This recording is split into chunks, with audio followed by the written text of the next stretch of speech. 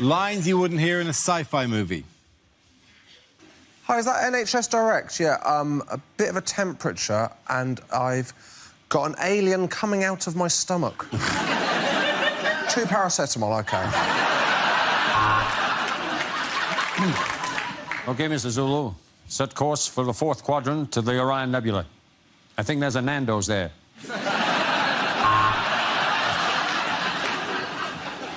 We're sorry to announce that there is a replacement beam down service this weekend between the ship and the planet Sploog.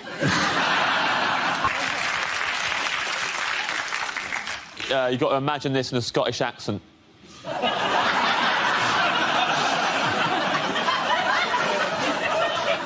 This is our Independence Day! There you go. They abducted us and took us to their spacecraft, and then they explored our bodies with strange probes. I'll be honest, it was the best stag night I'd ever been on. This man can now reach the full potential of his brain. Joey, wake up, you can tie your shoes. Reem.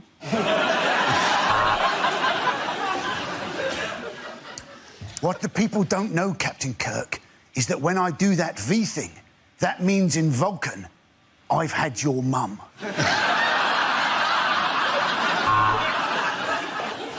I think this time tunnel is broken. We have gone 1,000 years into the future and Bruce Forsyth is still working.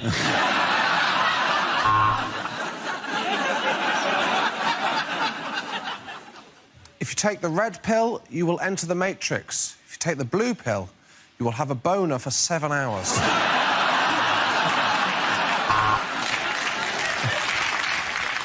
This is it. The machines are taking over. Hashtag apocalypse.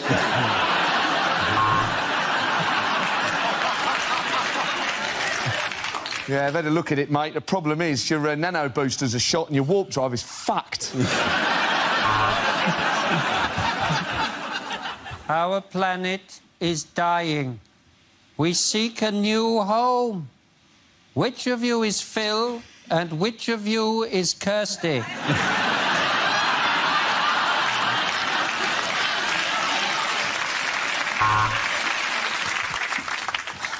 The dinosaurs are killing everyone. Why do we keep reopening this park?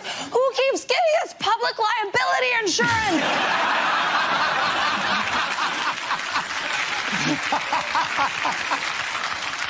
So the plan is you get in the time machine, go back in time and cock-block Hitler's dad.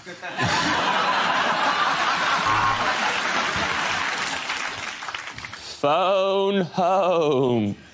Phone in Joan. No, phone home.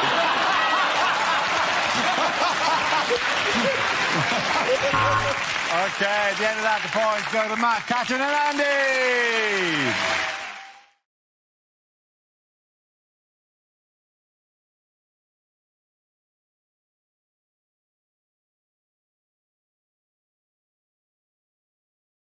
What are some of the items that are exempt from the new 5p charge for plastic carrier bags? The government introduced the charge throughout England on Monday to reduce litter and protect the environment. Like, you're paying 5p for a bag, you can get a trolley for £1, can't you?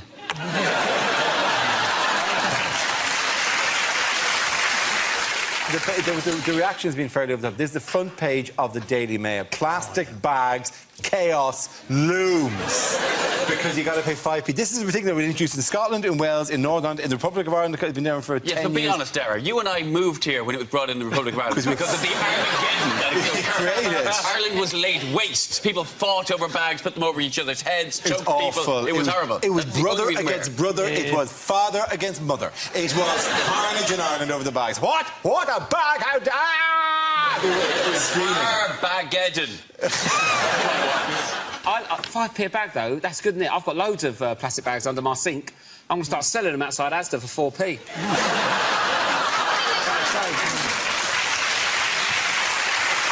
Yeah, people are opening that drawer and going, I'm a millionaire! Yeah. It might turn into an insult, though, mightn't it? 5p bag. You just go, yeah, your mum's a 5p bag. if you was in a massive Tesco and you got yourself a bit of Cherokee gear, you could... did you not buy Cherokee from Tesco?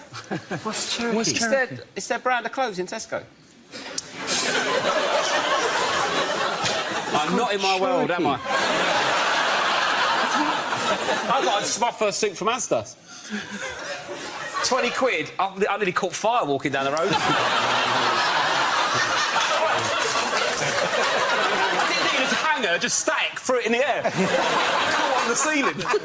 No one, I shall only wear Cherokee. If you buy clothes in the supermarkets, will you get a nice bag? Or... I'm sorry, I'm more intrigued that the Tesco clothing range is called Cherokee. Something like that. I might be saying it wrong, because I said... What did I say wrong the other day? Those Micados. Mikado. I say Why are you looking at me like we live together? We were the other day, love. What was it? I did the opposite of that with your mispronunciation. I accidentally called Wagamamas Wagamamas. That's the poshest thing I've ever done in my life.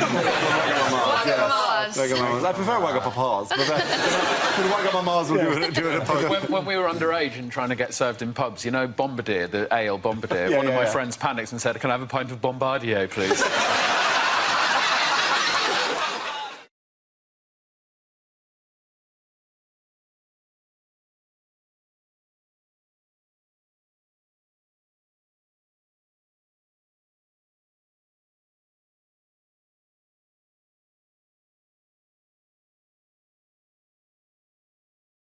We start with a round call. If this is the answer, what is the question on the board of 6 categories? Milton, which category would you like? Let's have politics. OK, politics it is. Your category is politics. The answer is over 1 million. What is the question?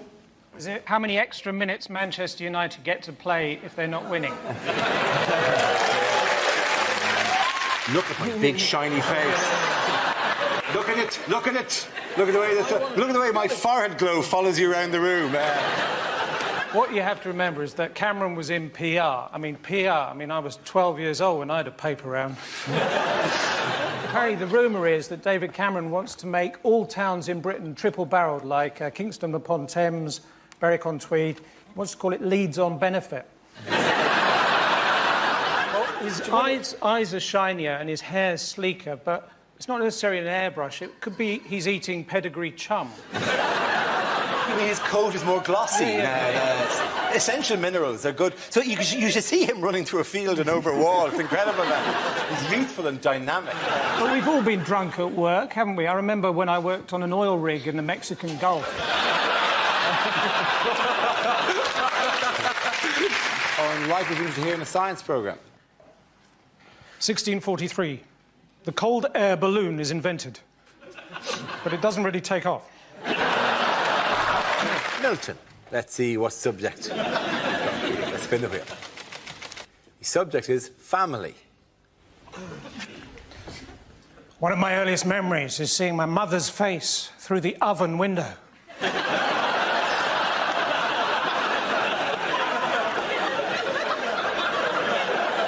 As we played hide and seek, and she said, "You're getting warmer."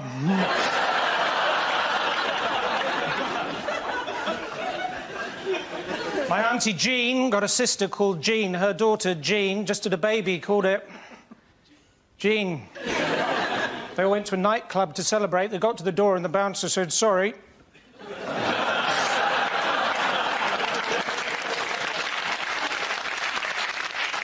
You're all wearing trainers.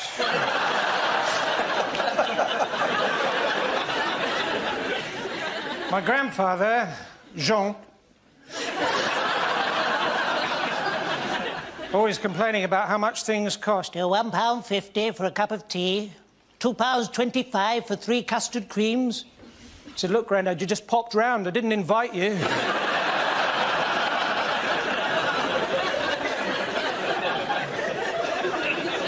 My other grandfather, he was always going on about how in the old days people could leave their back doors open, which is probably why his submarine sank.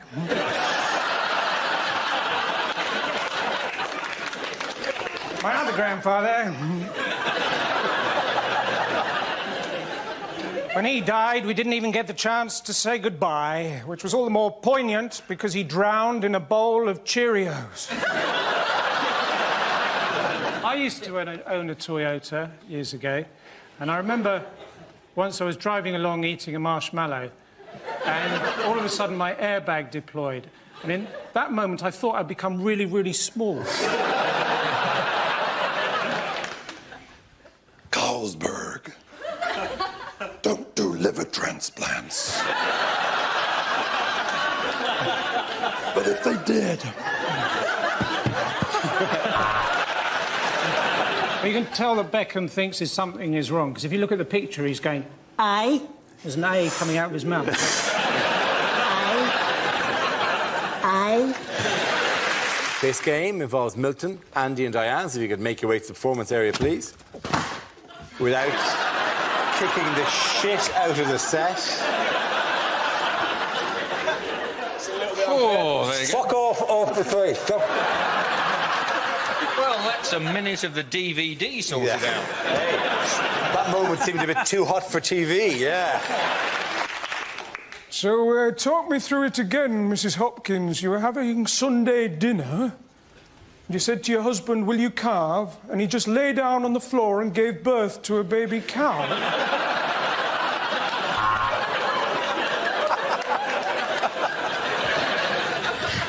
A word about registers. Most of the staff are on one.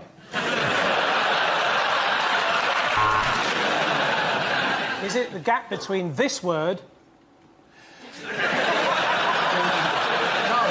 it's not. Doing that. Dear Deirdre, I am a control freak. What should I do? I'll tell you what I should do. Yes, the answer I was looking for was Fox scandal rocks Conservatives. This is the news that Defence Secretary Liam Fox has been forced to explain his conduct following allegations that his working relationship with best friend and former flatmate Adam Werrity broke the ministerial code. Wouldn't it be great if all of this had come to light because someone would be going through Fox's bins? All he's done is take a friend to work, and that's not actually a crime, is it, Mr. Truffles? What's that? Do you want to say hello to the boys and girls? No, I'm depressed. Do you know why...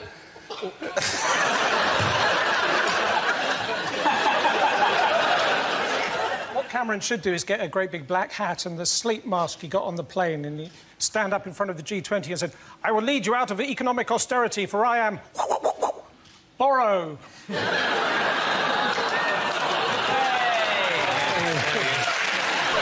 I found out my bank were fixing the loan rate, I went down there every single day and shouted at them, but then I consolidated all my anger into one monthly outburst. Things you wouldn't hear on a political discussion show. Sorry, did I interrupt you? Is it if you saw Pythagoras in concert, name one of the old numbers he might try and do? Is it... Transport is the topic.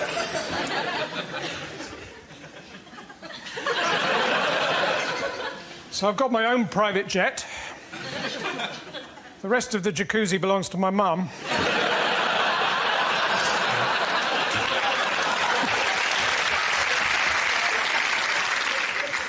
If you've got a sat-nav, don't put the name of the company you're visiting into it. I tried to take some mayonnaise back the other day. I ended up in Helmand Province.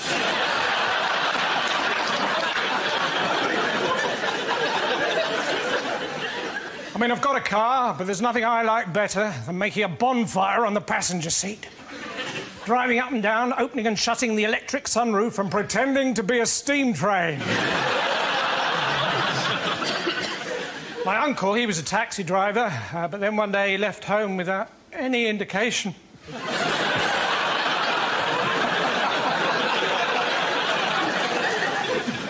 So recently, I was fell walking in the Lake District. Well, it's not quite true. Recently, I fell walking in the Lake District.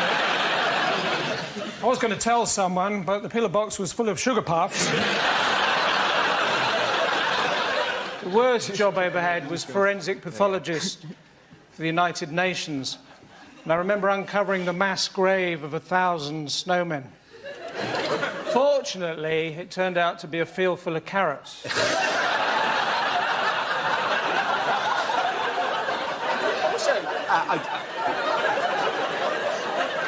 Well, what's great about it? But it's like Milton, every so often, it's like this hilarious granddad that just wakes up.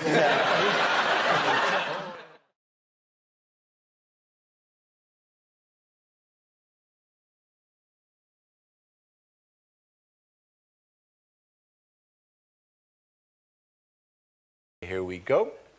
The first subject is kids. Who wants to come in on that? Ah, sweet. Ebra. Sorted. Know about this now. Ah, yes, kids. I became a dad 9 months ago.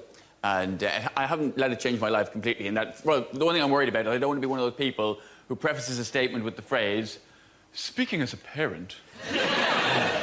Speaking as a parent. Gather round, everyone. He's speaking as a parent now. Quick, come in. No, bring in the people from the other room. He's speaking as a parent. No, he was only speaking as an arsehole before. Now he's speaking as a parent. Yes, oh, sage one, speak. Tell us your wisdom. Impart your knowledge. Speaking as a parent. Doesn't it make you want to stab them as a maniac? Because the thing is, you read the books. There's loads of books you can buy on being a parent. That's why... There's millions of books, in fact. That's why I get really annoyed when people use that excuse for their bad parenting. They always come, oh, well, you know, kids, they don't come with an instruction manual, do they? No. You have to buy one. They're like £7. But with the books, the one thing the books warned me about, it hasn't turned out to be a problem. Books warn me that sometimes the man can become jealous of the affection the woman gives the child. I've not had... The only issue I've had in that direction is that when I burp, I get frowned at, and when he does it, he gets a round of applause. That's not fair. So why is his wind so much more important and exciting than mine? My wife has spent anything up to an hour trying to get wind out of him. Will she pull my finger? No, she will not.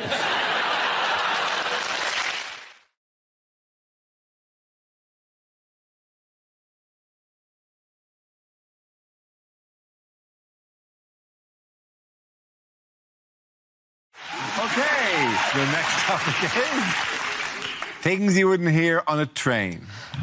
The next station will be Wimbledon. Change here for Overground, Underground and Womble in free. The next stop for this train will be Waterloo. It's not meant to be, but the brakes have failed.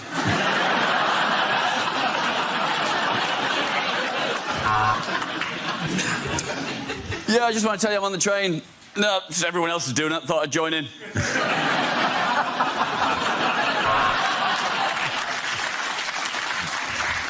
Hello, this is your driver speaking. Choo-choo!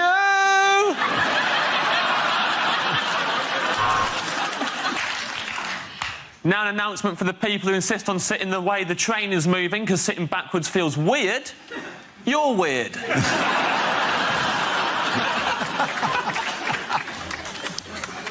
This train will shortly be arriving in Taunton. Please remember to turn off all mobile phones lest they mistake you for gods.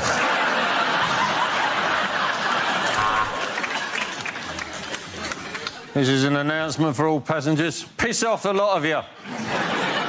This is Crossrail.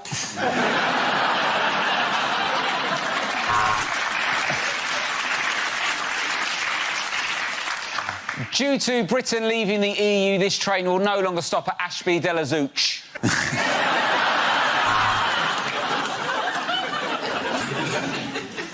Bing bong! Could the owner of a missing xylophone please make their way to the guard's carriage? This is an announcement for the passengers who are complaining that this service is late. Can I just point out that as this is Southern Rail, you're lucky to be on a fucking train at all.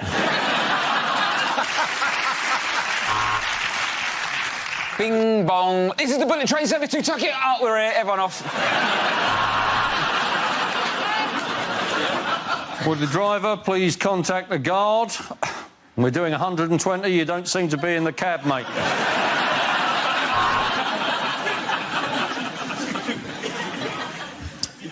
Please mind the gap between the timetable and reality.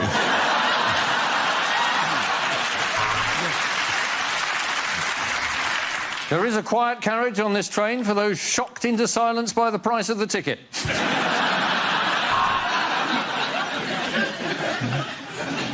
Oh, don't get off here. I was listening to that. Oh my God! Barb's scared of of tunnels. I'm so scared of tunnels. At the end of that round, the boys are going to Ed, Hugh and James.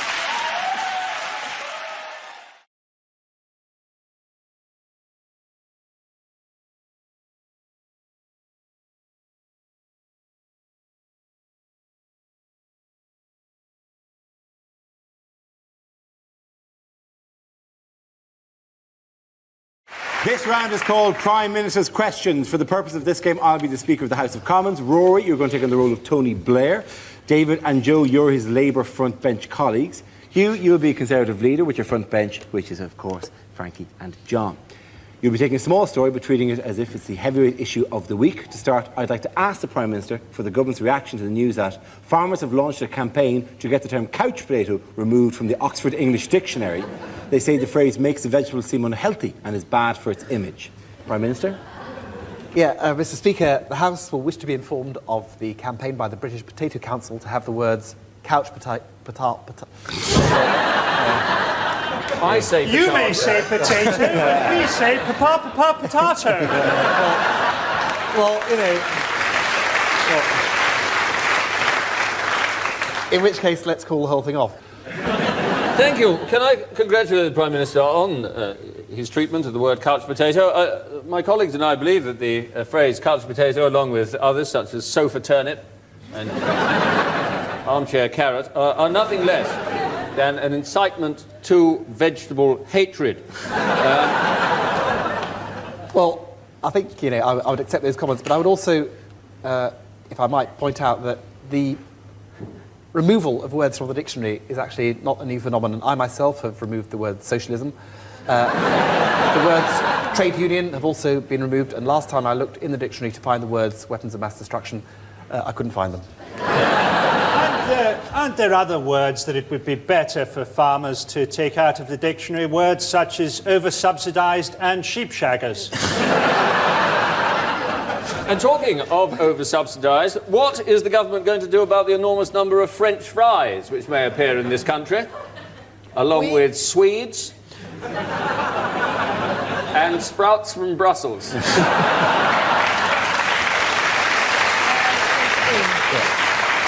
We actually believe that genetically modified crops are the way forward for the potato. We say, new Labour, new potatoes. We agree. We believe it would be a very good idea to combine the genes of a King Edward with that of a Premiership footballer to get a potato that roasts itself.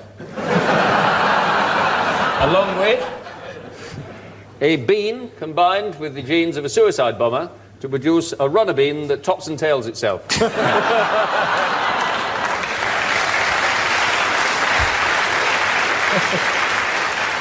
The party opposite can trade potato puns as long as they like, but when the chips are down, we won the election and they lost. Can I suggest you're simply being pea-brained?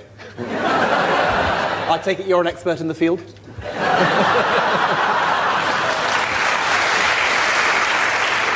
I certainly have ploughed that particular furrow yet.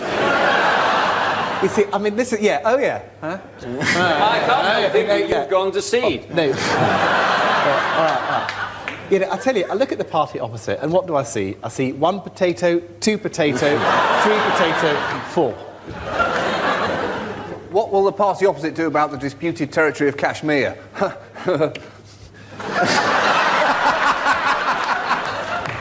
We will launch a Spud missile. These ideas are half-baked. That's enough. And the winner of that round is Hugh.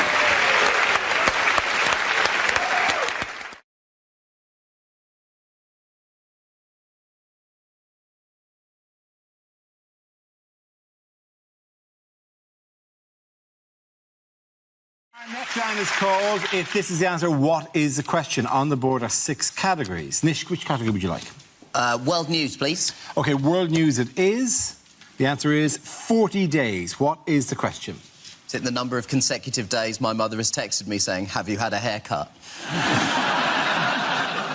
How long is it to the next Labour leadership election? Is it how old was my pet ant when he had his midlife crisis?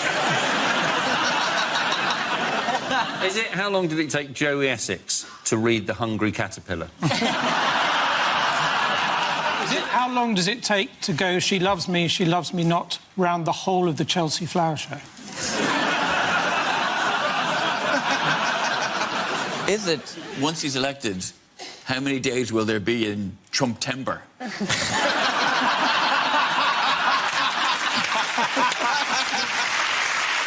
I got this month. It's a beautiful month. It's a really it's a great month. Great month. Best month you've seen. It's going to be such a beautiful month. It's going to be great. How long was I in a hotel room when I put the Do Not Disturb sign on the wrong side of the door?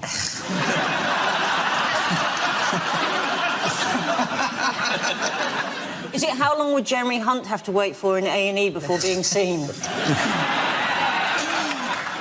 Is it if I have a pickled onion Monster Munch, how long will it be in my burps? And you know what the actual answer is, please? Is it when they hacked Hillary's emails, how long did they spend just wading through Bill Clinton's porn stash? Is it how many days until the American election? It is absolutely right. Thank you very much. Tish, come on! Classic nerd. Yes, the question I was looking for is how long until the US presidential election? In a bitter campaign, the two most disliked candidates in 30 years are vying to become the 45th president of the United States. Now, this week was the first presidential debate. Did any of you see it? See much of it? Not many people watched it here, but it gets massive figures in America, doesn't it? Yeah, well, because in America, God, they don't put it on at 2 o'clock in the morning. See, that's the genius. That's how it works. You know that's the old American can-do spirit, you know? They're clever about this stuff, the Americans. It's got 100 million views. Yeah, 100 million. And Channel 4 have bought the format because they're so excited about it.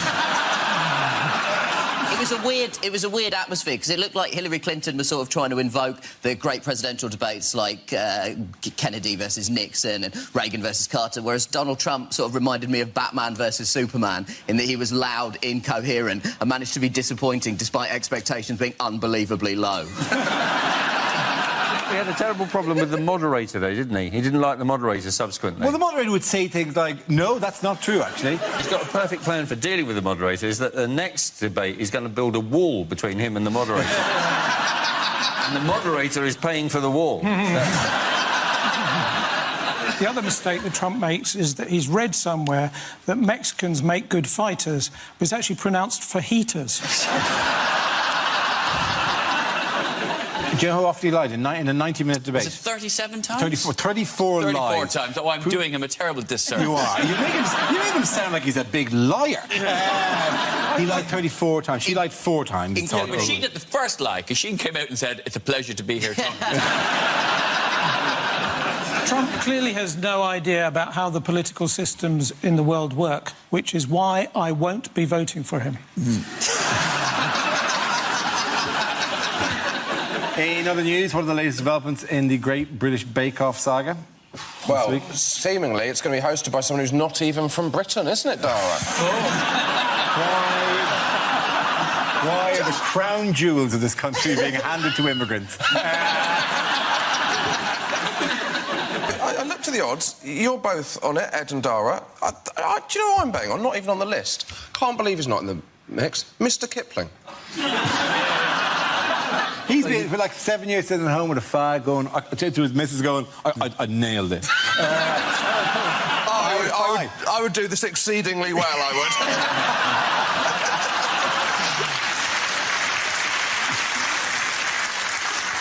No offence to you, Dara, but I would like Ed to host it because he seems to know a lot about caking. And also, I believe it's caking. Yeah.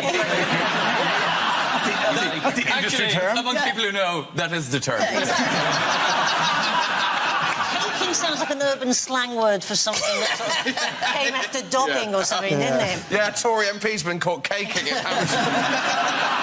But also in a tent as well. Oh. It'll be reassuring because you look like an exact combination of Mel and Sue.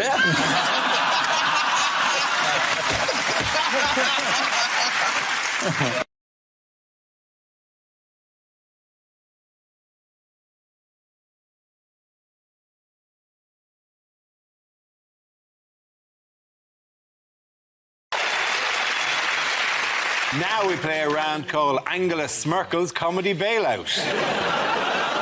This game involves Nathan, Chris and Andy, so if you could make your way to the performance area, please.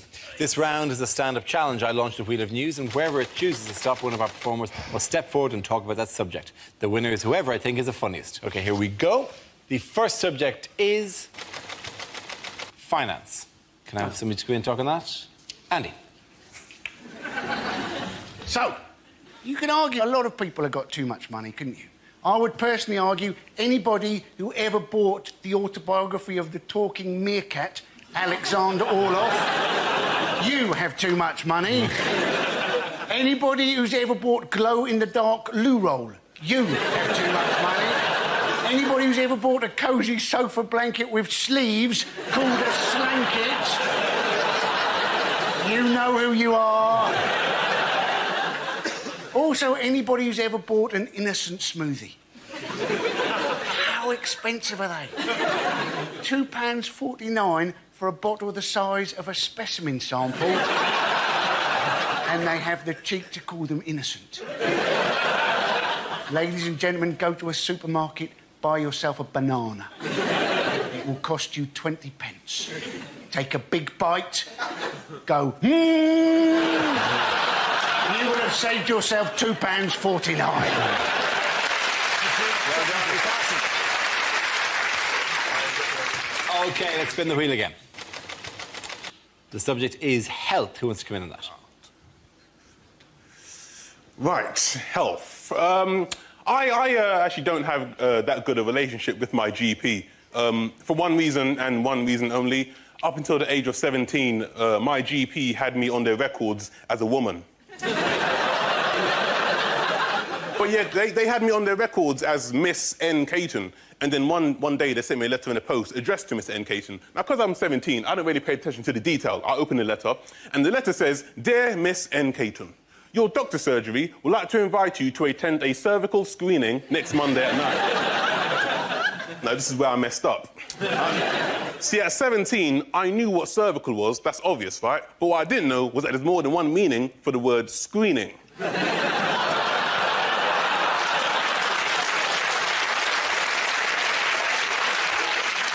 I thought screening was like, you know, you're screening a film.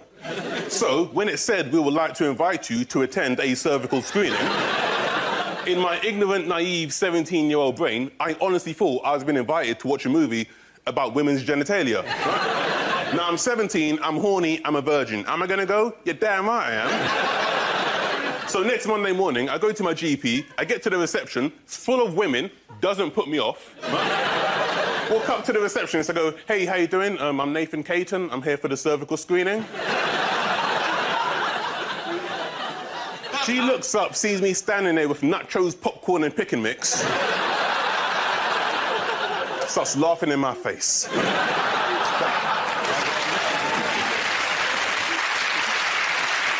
OK, that leaves you with Chris. Let's see what you've been left with. Let's spin the wheel. The topic is relaxation. We're obsessed in this country, obsessed with relaxation. Currently, Waitrose, in their essential range, sell Waitrose Essential Lavender-Scented Candle. Because we've all been there, haven't we, ladies and gentlemen? There are no lavender candles in the house, darling. How am I to have a petal-strewn bath with my whale noise CD? Whale noise CDs. We are gullible bastards. We will buy anything so long as we've been told that it's relaxing. Whale noises? No.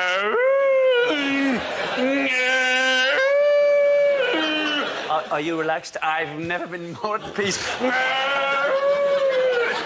I saw a CD once called Relax with Pure Scottish Moods. Relax with Pure Scottish Moods! Relax! Track 1, bit chippy. Track 2, slightly resentful in the country in the first place. Track 3, go, you bastards!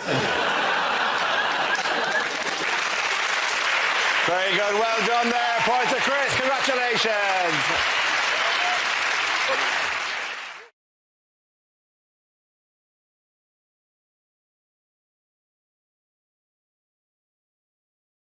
What has Alice been accused of this week? Lying, I guess. Yeah, well, isn't that's he? a general But thing. it's the Specific lies? So he's in this problem, isn't he? So James Comey, who was the head of the FBI here, we sacked for investigating his links with Russia. Yep. Now it's the cover-up he's being accused of, isn't it? It is actually, yeah, lying. that he got rid of him in order to, you know... How tall is James Comey? 6'8". It is not the look you want in a spy, is it? American politics is so much more badass than British politics. They've got the ex-head of the FBI testifying against the president because the Russians might have rigged the election. We've got a man with his bucket on his head and a fish finger. But at a fantastic interaction, he said that at one point they had a discussion, Trump and Comey together, where Trump turned to Comey and said, I want loyalty. And Comey said that he just stood there not saying anything, hoping that he could get out of this moment, and eventually had to say something and said, I can promise you honesty. And Trump said, yes, honest loyalty. Because what? That is like going to a lady going, I want sex. And she said, we can be friends. And you go, yes, sex friends.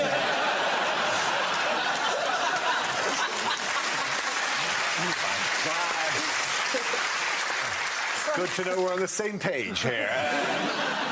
It's like he's genuinely upset that Comey's talking about stuff, because they had a discussion in the Oval Office, and now Trump's going, he's a leaker.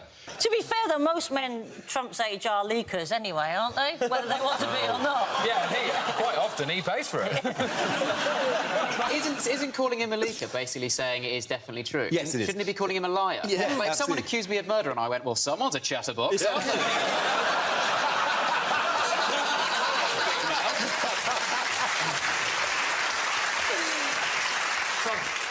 Trump's got to be careful with all these lies, man. It gets you in trouble. Let me tell you a story, Dara. I'm always happy for about James' a little boy named Pinocchio. He was a little wooden puppet who came to life because he was possessed by a demon. And he would go around and he would lie to everyone because of the devil. And then all the villagers, they put him on a bonfire and they burnt his soul to ash. And Trump should learn, you never trust a puppet. And we've all learnt an important lesson there. You fucking idiot. Do another one! Another one! No, literally, no. I want to hear James's version of the Bible. The entire time. In the beginning. No.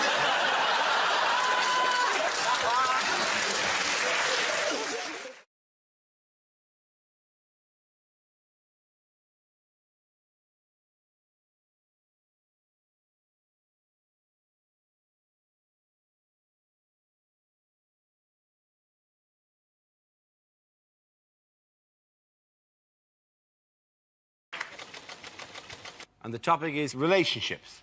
Who wants to come into that? Russell. Britain, I have sexual advice for you. That's right. When I was 18, I used food in the bedroom. Now, don't ever do it. It didn't go well, right? I used Rolo yogurt. And rather than tell... Yeah, exactly, right? Rather than tell my then-girlfriend what I had planned, I pretty much waited for her like some hideous yogurt goblin, right? Now, I doubt there's anything more terrifying than coming home to find me naked, holding yogurt, going, yeah, right? And I panicked, and rather than putting a little bit on, I pretty much basted her, right? By the time I'd finished, she looked a bit like Morph. You're sat there. I created an angry meal. You don't know where to start licking. You don't want to lick randomly, then she looks like she's got an illness. So, I did foot up to knee. That took me an hour. And hours, I was just... She looked like an angry gingerbread lady who'd had her leg dipped in Tipp-Ex, right? It didn't end there. I was like, I can't help you. The door opened, one of my dogs ran in and started licking the other leg. Never use food in the bedroom. Thank you very much, Russell Howard. So that leaves us with Stuart. Let's have a look at the last topic then. And the topic is family. Stuart. Before I rock the microphone, I want to I want to dedicate my performance to my father, who was a roofer. So, Dad, if you're up there.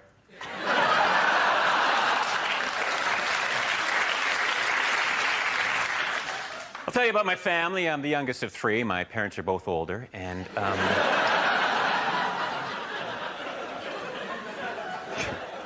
I have mixed-race parents. My father prefers the 100 meters, and my mother's Pakistani.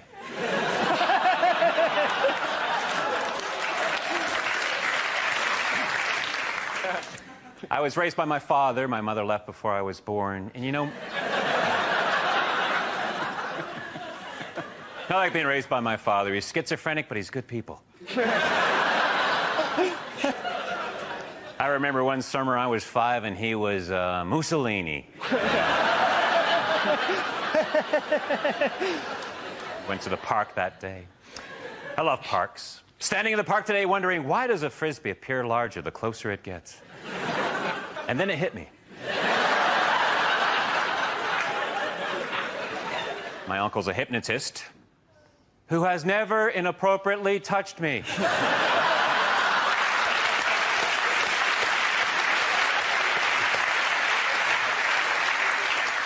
I have to leave now. I'm a member of Overactors Anonymous, and we have an Overactors Anonymous meeting that starts in...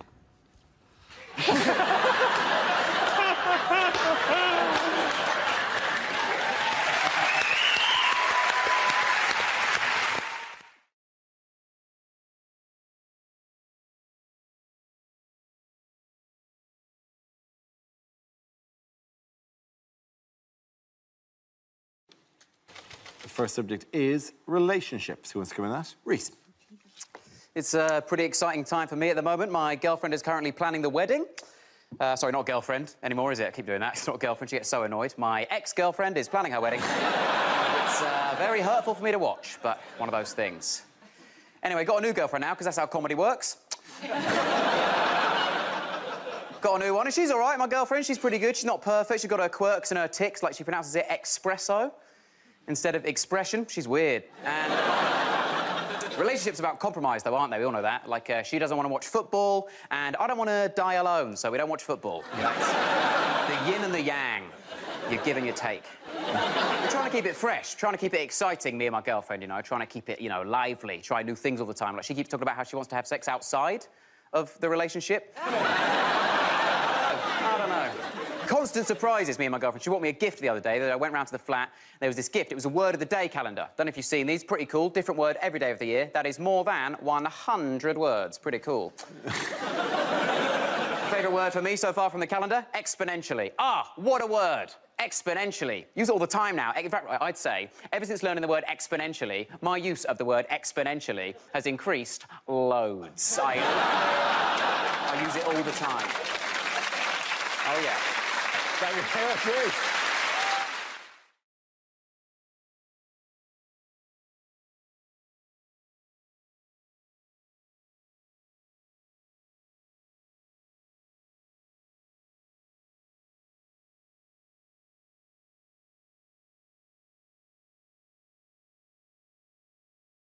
The first subject is unlikely things to hear on a news programme. As I report from my 6th day here in war-torn Syria, I think the lesson learned is that I should never have called my producer a wanker.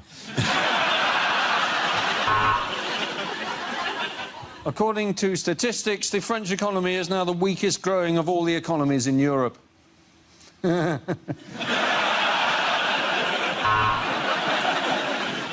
Sport now. All Manchester United fans, please look away.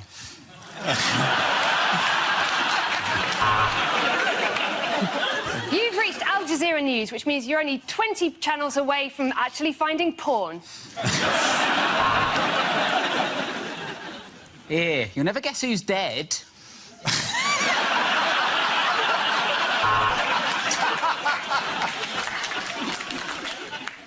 Just time now to see what the papers say.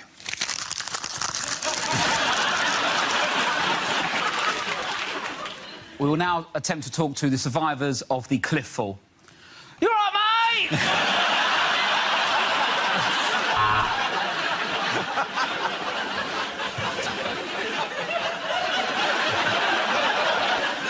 After the fire in the aromatherapy candle factory, the situation is now calm.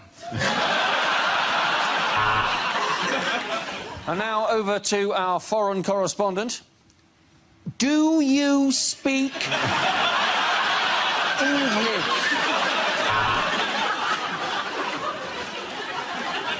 Now it's time for the news near you. Hello!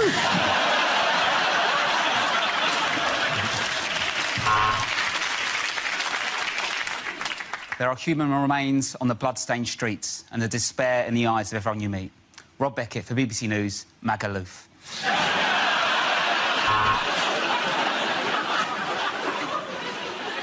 There continues to be heavy shelling here. Ramesh Ranganathan at the peanut factory.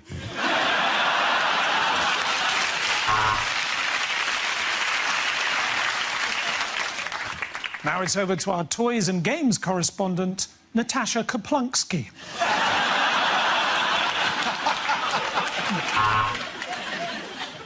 And eventually the sun will go supernova, the earth will become dark and frozen, and everyone will die.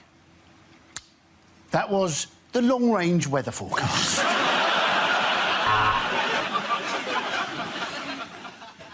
To my right, in my peripheral vision, Andy Parsons is showing us his penis. More on that as it unfolds.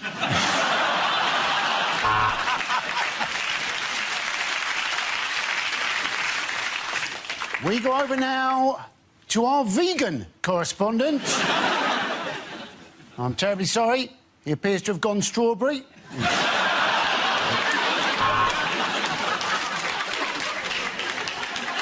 And David Cameron has delivered on all his promises to the Scottish people.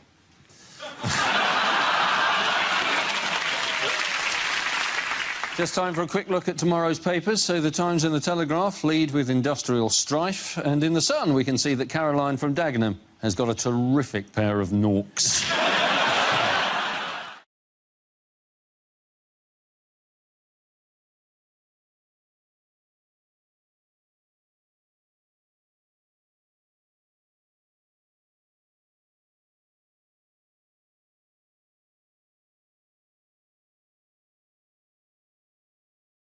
Our next round is called If This Is the Answer, What is the Question? On the board are 6 categories. Adam, which category would you like? The economy, please, Dara. The economy is the category.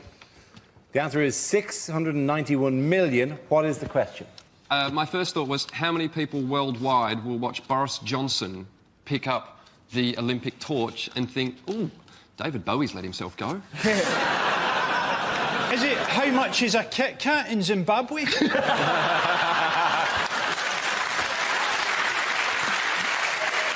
What speed does Jeremy Clarkson think is reasonable in the built-up area? What does C-3PO shout when he ejaculates? Is it how many shitty political cartoons with bears with the word Russia written on them have been printed in the last week? Is it at what age did God have his midlife crisis? Oh, the son's left home. Is it how many lies has the average grandad told? Oi, if you're watching, you didn't kill a bear. What would the $6 million man cost now? What does Kerry Katona claim in child benefit?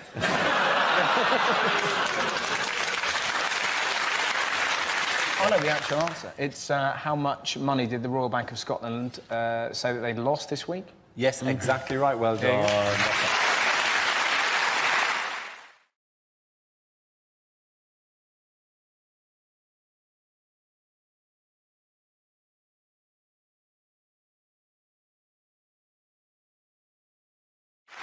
OK. The next topic is things you didn't hear at the Olympics. I am the little girl from the opening ceremony. This is my real voice. That gymnast is so supple. If my wife could do that, we'd still be together. Chinese athlete with number 36 in his chest. That means he's a chicken chow mein. And it's gold for Ireland!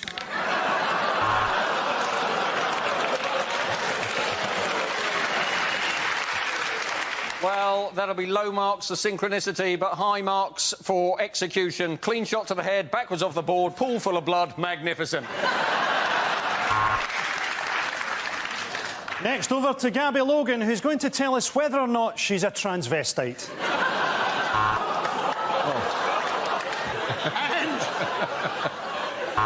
And Nick! Go again, man, go again.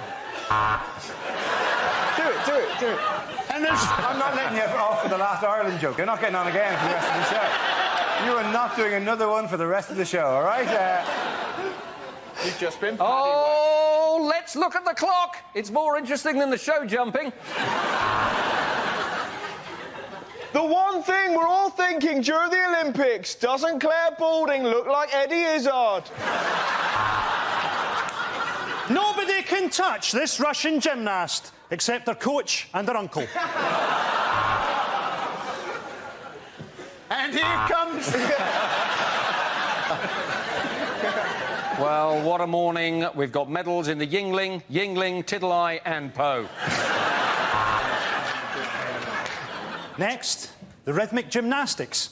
You might want to start beating out your own rhythm at home. And here... And the French have 4 faults: their language, their food, their underarm hair, and the fact that they are French.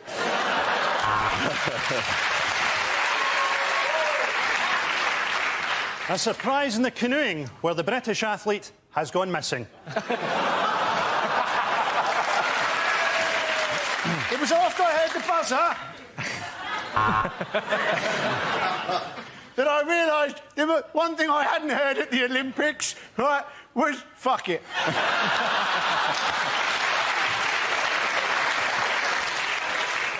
The next topic is things that would change the atmosphere at a dinner party. Ignore the banging. She's been in there for 24 years. Help yourself to Nibbles. He was our favourite hamster, but it's what he would have been. Are you sure this is pork? It's just because Mike Crackling has a tattoo. Don't worry, we don't say grace. We just sacrifice a child to the great god Imhotep. Doorbell! Excellent. That'll be Heather Mills and James Blunt. Hope he's brought his guitar. I hope nobody's allergic to nuts, because I like to rest mine on the table. Well, this is absolutely lovely. I say we all raise a glass to the Fuhrer!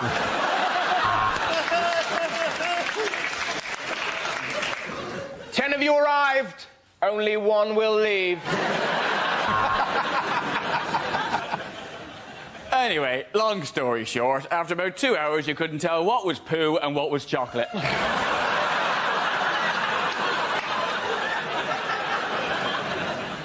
There is a vegetarian option. You can fuck off.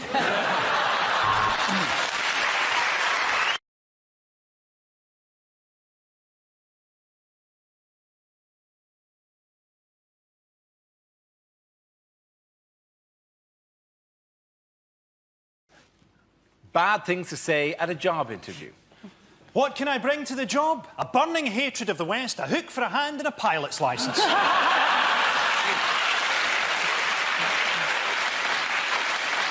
The 5-year employment gap, yeah. I was canoeing.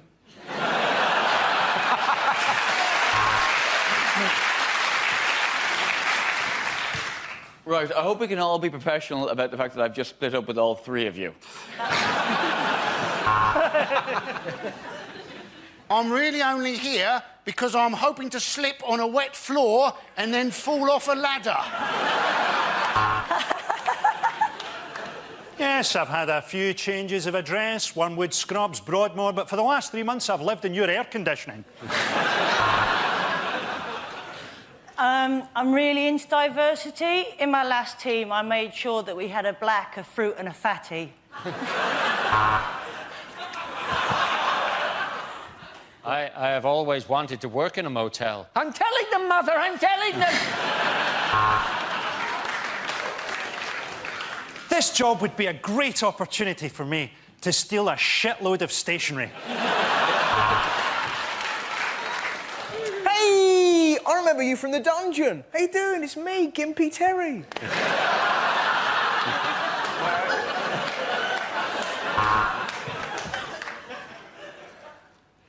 I'm Gimpy Terry's mate.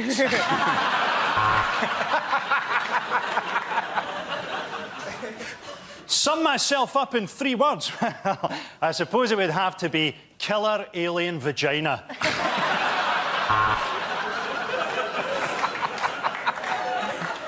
What do you mean I'm underqualified to be a plumber? I'm 5 hours late. I've done a piss in your sink.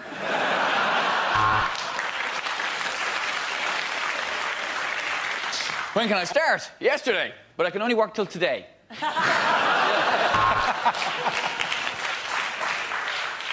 till 5, 9 till 5. My medication wears off at 3.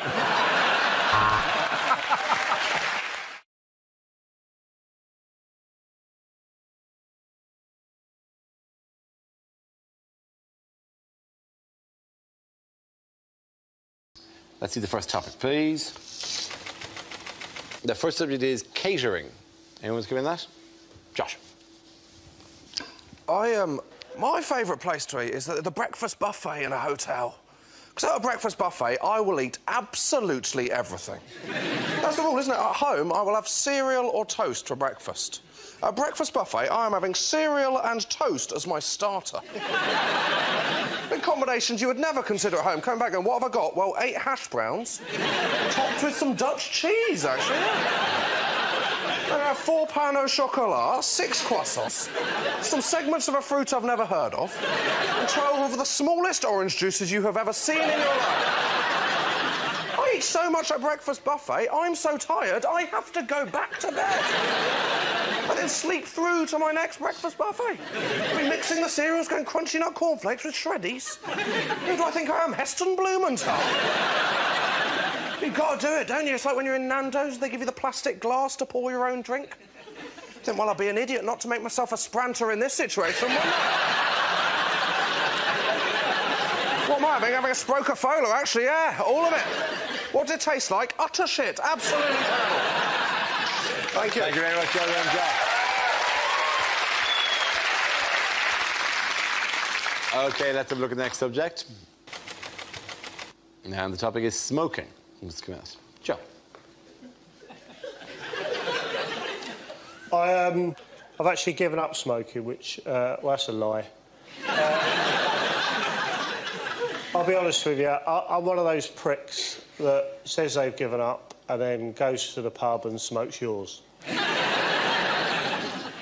Because when I was a proper smoker, I hated pricks like that. I really, like... You know, someone comes to you and go, have you got a spare cigarette? I go, no. Because unfortunately, I'm addicted to them. Which means I pretty much take a shine to all of them.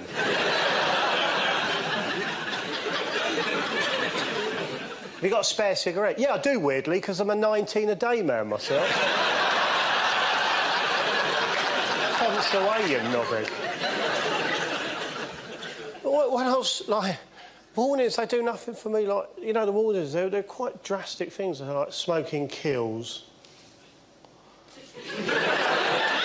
So? I've got a horrible picture and still people don't give up. And I thought, bloody hell. So I've come up with a couple of ideas, right, to get people to give up smoking. They're just ideas, right? You could either put a warning on cigarette packets that says something like, one of these fags has been up a dog's arse.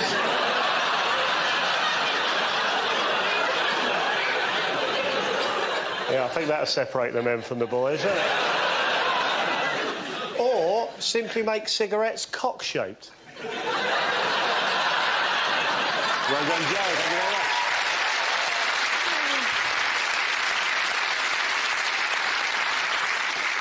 So that leaves Milton. Let's see what topic you've got.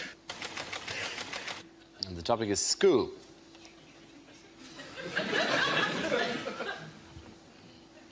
That last bloke was a bit weird, wasn't he?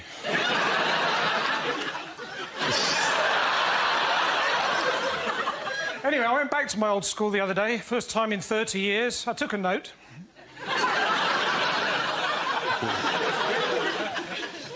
Teacher said, so, Jones, what have you done with your life? I said, oh, I'm just Britain's top Ofsted inspector. They were a lot nicer to me after that. I was there for the funeral of my old science teacher. They asked me to say a few words, so I did. Method. We put the coffin in the crematorium.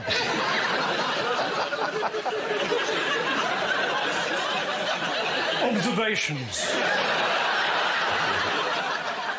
It burned with an orangey bright flame.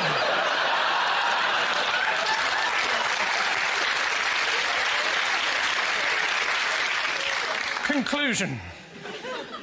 No more homework. Well done. Pointing out to the Mythic Jones. Very good. Let me sit back. There we go.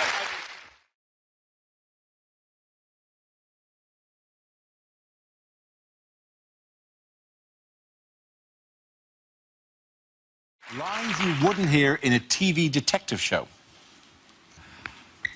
Next up, on Channel 5, a woman has a painful wrist in RSI Miami. Of course I dusted for Prince. I'm his cleaner, and he prefers to be known as the artist formerly known as Prince.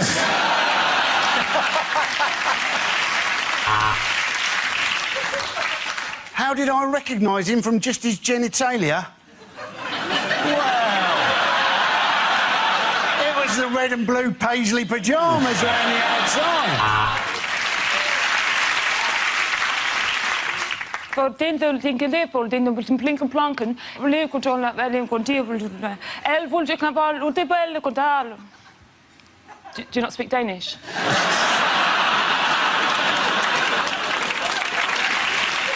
This week, Rosemary and Thyme are joined by two Indian detectives. Turmeric and chili.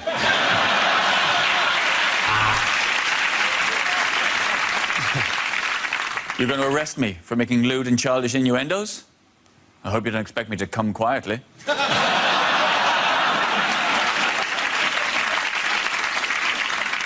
This week, there's panic in Midsummer as they meet their first black man.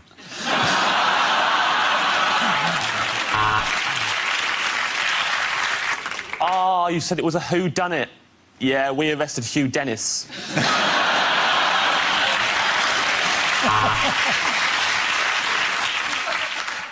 I think I have solved it, Watson. No shit, Sherlock.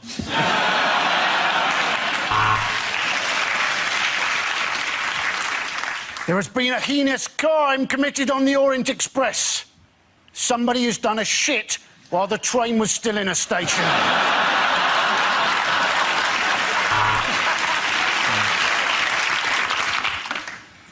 Leave me alone, Watson. I'm going to go back into my mind palace and have the wank of a lifetime. Yeah. The murderer has cut out the victim's tongue. Let's get that back to the lab. I've got some envelopes need licking.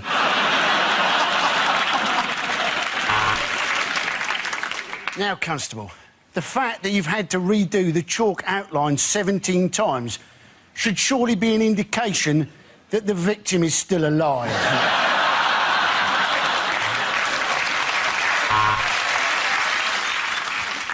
I shoot my gun like I shoot my load into my hand.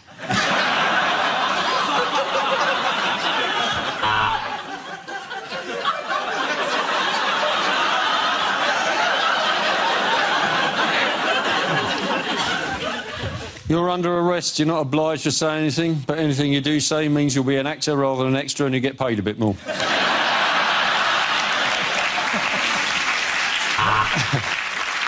So you say that at the time of the murder, you were hosting Daybreak on ITV. So there's no witnesses to corroborate.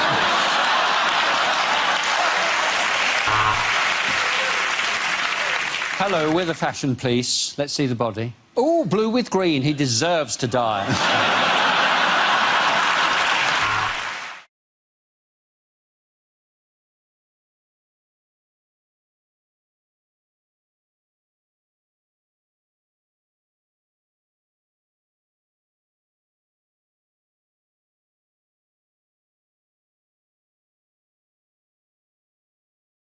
OK, your category is education. The answer is 25 in a row. What is the question? How many green bottles are standing on Charles Kennedy's windowsill? Is it you've just been picked up whilst hitchhiking? What's the last thing you want to hear the truck driver chuckle as he nods towards the 24 empty rucksacks in the back? Is it how many times does Dara O'Brien crack one off on Blue Peter?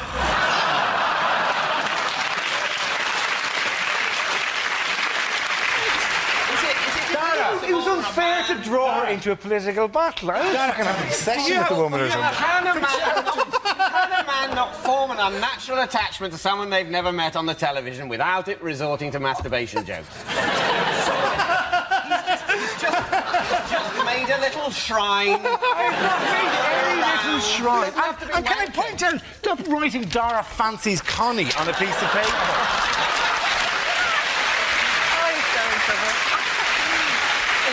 I think she's twice been unfairly dragged into political discussions that are not of her doing, and that's what I'm defending here.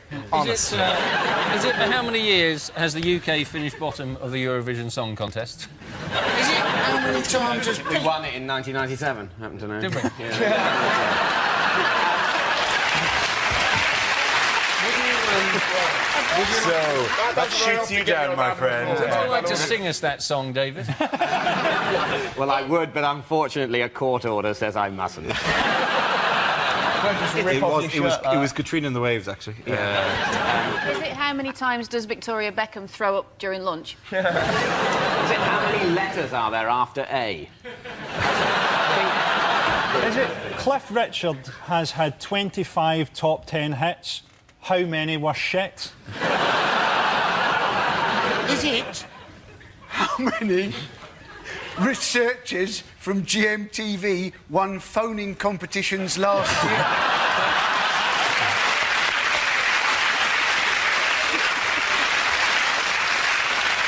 They're just very good on those questions. I'm going to steer you towards the correct answer. It is an education issue. Is it to do with GCSEs? It is to do... No, actually, no, it's to do with A-levels, actually. OK. The results are getting better every year, and they have been for the past 25 years. That's exactly right. Well done, Russell.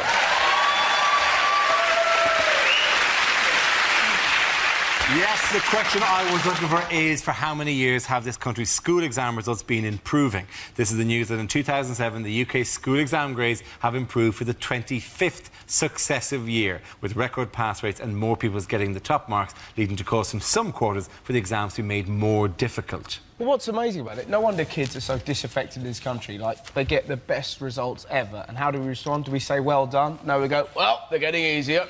In my day, you had to write 50 essays in an hour, and a man poked you with a stick. If you got one wrong, they killed your mum. Now get out of my room. And you sat there going, just back off, Grandad, I'm cleverer than you.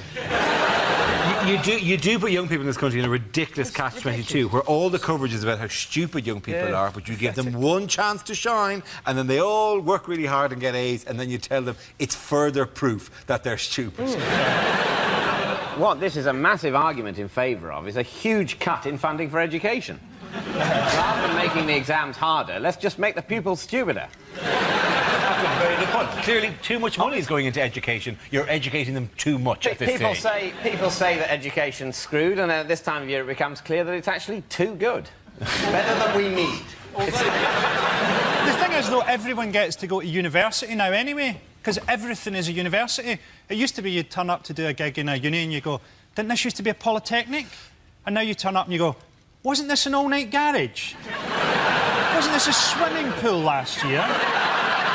There's a thing in Scotland this week where they've introduced philosophy for primary school children who are already quite philosophical, having watched all their brothers and sisters die in a series of unrelated chip pan fires.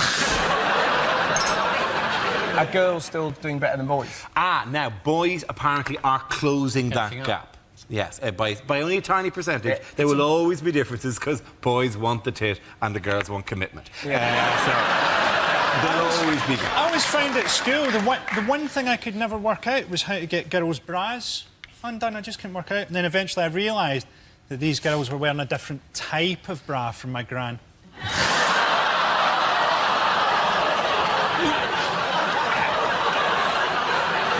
It would be a good idea to get kids more in tune with what goes on in life, isn't it? I can remember spending a whole day finding out that woodlice quite liked dark, damp conditions. I have never been able to use that piece of information in everyday life. Yes, and... When you're there in your flat, aren't you? Your girlfriend's left you, you've lost your job, there's flood water lapping round your ankles, it's going to be little consolation to you that you know woodlice would quite like these conditions.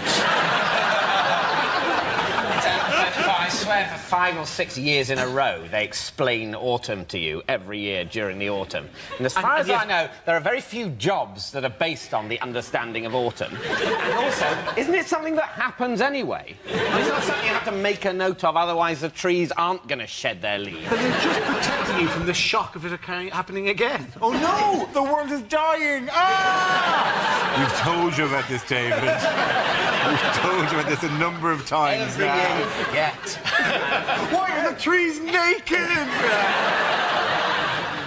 Isn't the whole thing with school, though, that it's never going to be as stimulating as life is now for children? Because they've got, like, blockbuster movies and video games. You know, there's no way that school can be as stimulating as Tekken. Sir, why have you got the head of a leopard? Quiet boy, fireball.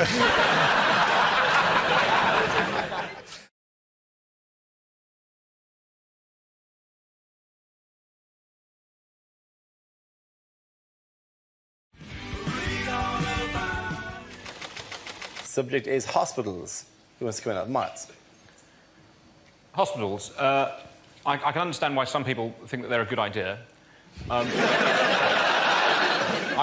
really dislike them. I think hospitals are terrifying places to be. I've had several general anaesthetics over the last years. I'm terrified of all of these things. I think hospitals, they are basically they are grey buildings full of people who are dead, about to be, overworked, stressed out, or asking for change for the car parking facilities.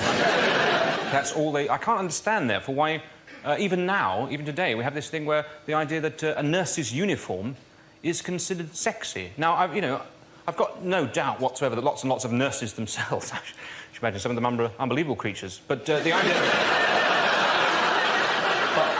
But the idea that the outfit itself is sexy. Yeah, if you wander into a sex shop, either, deliberately or, you might have some sort of job that involves touring, you've constantly got to go and ask directions in places. Still people are buying nurses' uniforms as a sexy outfit. What is sexy about a nurse's uniform? Surely a nurse's uniform, that just screams hospital at you. Who's at home going, oh, I'll tell you what, darling, could you dress up as a nurse for me tonight? You dress up as a nurse. I want you to remind me of the time I had a length of my bowel removed. Would you do that for me? Would you? Go on, I'll tell you what, when you put that on, act like a naughty nurse. Go on, act like a naughty nurse. A naughty nurse is one that doesn't wash their hands. That smothers you with a pillow, having subtly encouraged you to alter your own will.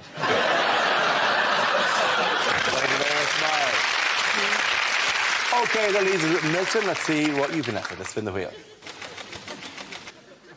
It's travel. Away you go. Keep Britain tidy. Chop off Norfolk and Cornwall.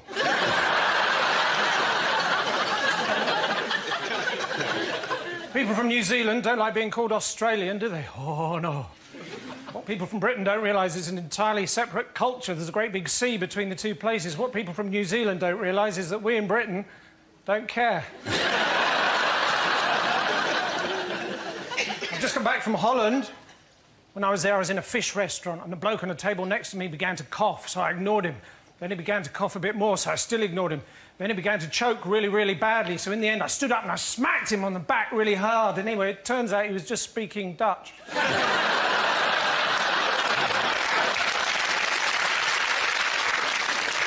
That works with Welsh as well. You have to admire the Dutch, because what they've done, right, is legalise drugs, and now there are far fewer people in prison. I suppose the next step is to legalise murder. There'll be far, far fewer people in general.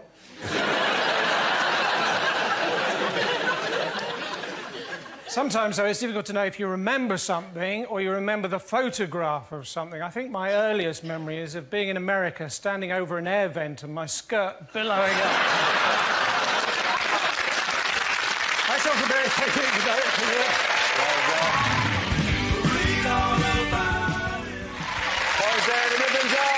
come on back.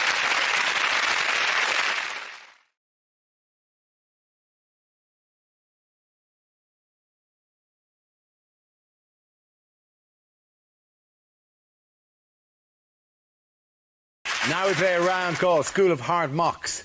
This game involves Rob, Andy and Stuart, so if you could make your way to the performance area, please.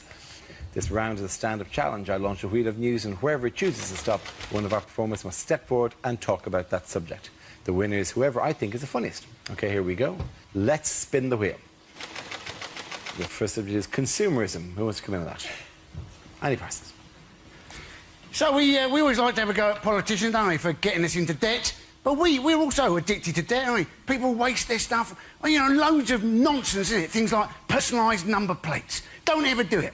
Anybody can get a personalised number plate, yeah? You can change your name by deed poll for a tenner, right? Just change your name to your car registration number.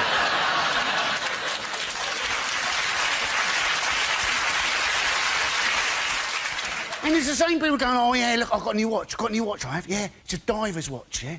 Goes down to a depth of 200 metres, this does.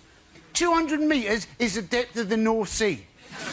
If you find yourself at the bottom of the North Sea, you're not diving.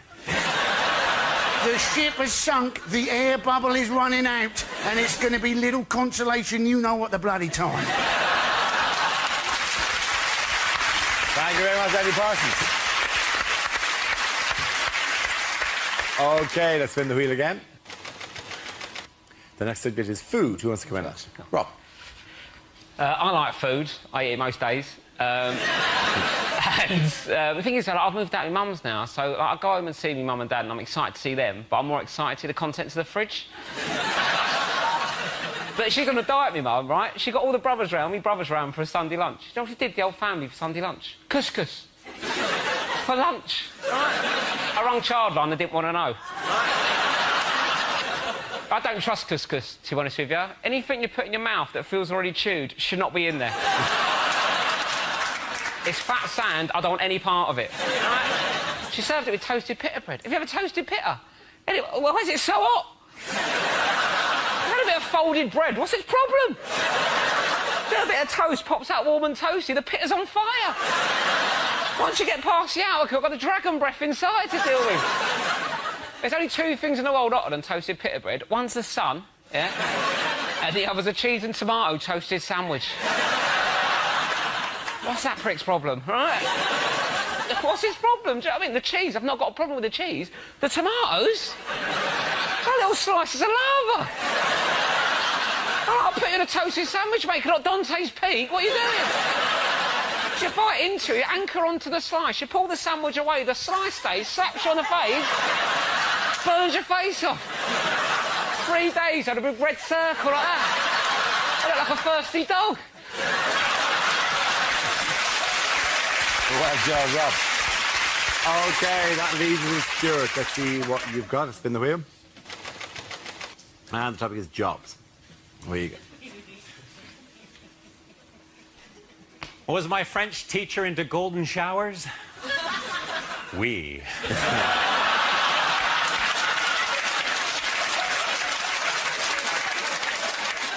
I'm a Canadian comedian, but if people think I'm Russian, Soviet.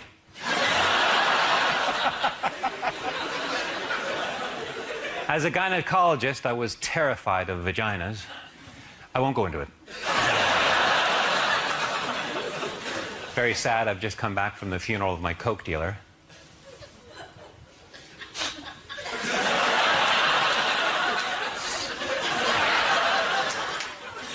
I was fired as a Boy Scout leader. I wasn't prepared for that.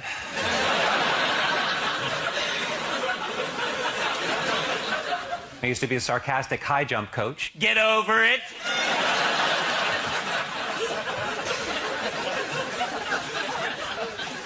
I used to be a professional table tennis player in Southeast Asia, and recently I went back for a big party.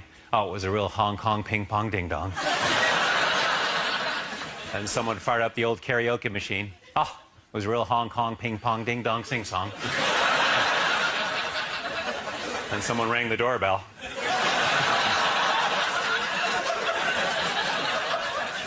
Cops. It was the cops. I used to be a cop. One night a guy asked me if he could urinate on my wrist. I said, not on my watch. Thank you very much. Good night! Thank you very much, Stuart Francis. Points there for Stuart and Rob and Andy. What the hell? Come on, everyone gets points.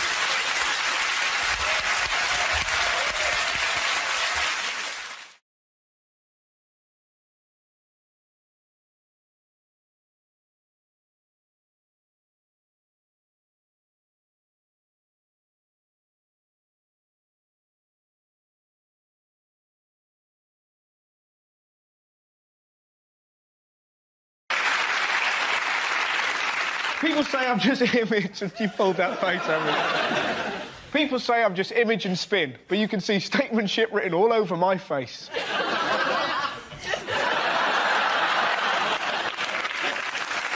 It's important to stress I'm very familiar with the language and culture of young people. What's up? Pen No, people say I can't relate to hoodies, but at school, I was a real tearaway.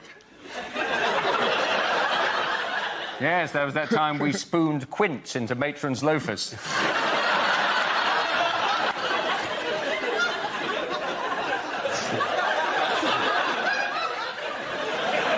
fact, though I'm not proud to say it, I was once a gang member. Yes, no one messed with the Eton choristers.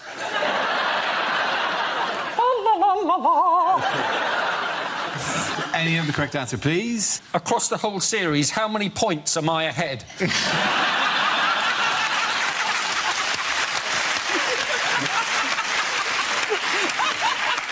Because I think you'll find it is.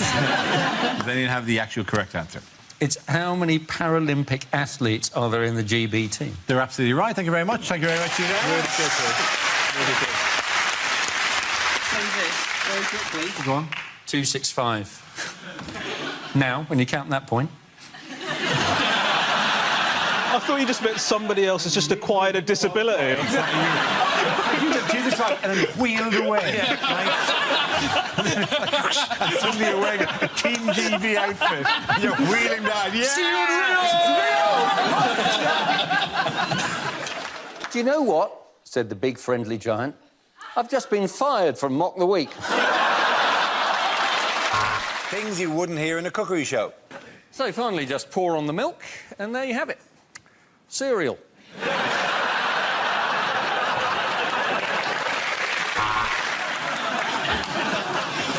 It's immaculate, wasn't it? It really was. Yeah. I ended up watching a lot of beach volleyball. I love the beach volleyball. not for the obvious... Yeah, no, not for the obvious reason. The reason I love it is because after every point, whether they win or lose, whether it's good or bad, they hug each other. Everyone hugs after every single point. It's almost like they just really want to hug each other, and the sport is completely incidental. Do you want Romesh to give you a hug when you get something right? And then he ate 6 plates of goulash, 5 plates of red cabbage and a pie from Budapest. He was a very Hungarian caterpillar.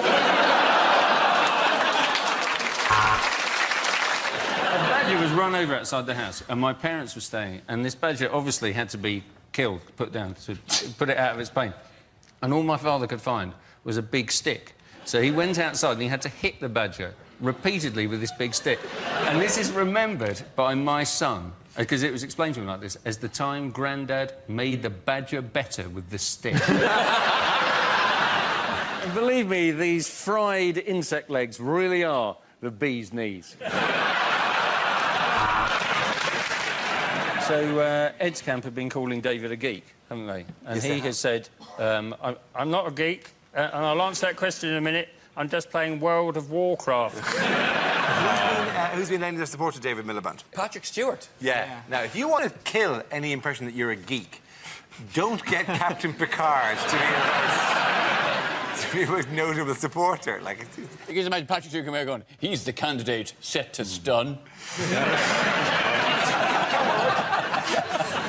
I believe he will reduce the deficit at warp factor 3. It's not just him, though, is it? It's there's him, Ross Kemp. And there's Ross Kemp. Ross Kemp? Yeah, Ross Kemp supporting David Miliband. Phil Mitchell's supporting the other one. We just hope that he's not giving... If Ross Kemp is giving them advice on how to get on again after their relationship has collapsed, you're in big trouble, aren't you? Well, I'll tell you how to do it, David. What you do is you sleep with his missus. You plan an armed robbery. Don't forget to shoot us. Remember, blood is thicker than water, you slag! Essentially, why were you never in EastEnders? Me? Well, listen to my voice. I think... I don't know. I think you've an episode where a landowner comes around.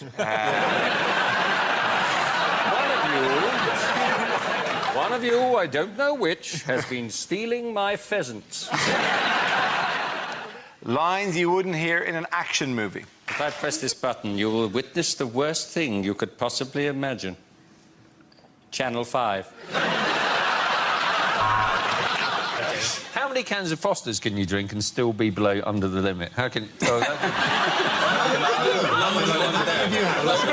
That's the way you wouldn't want to say it if you'd actually been stopped by the police. And how much have you had to drink? Well, how many Fosters can you have? Under the limit, actually. I am below under the limit. Not above. Unlikely things to hear on a train. This is the Virgin train service to Edinburgh. If you're not a virgin, would you please get off at Hemel Hempstead?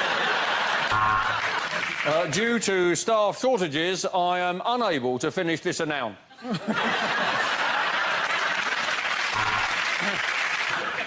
We apologise for the delay to this service. This was caused by points failure at Make Something Up.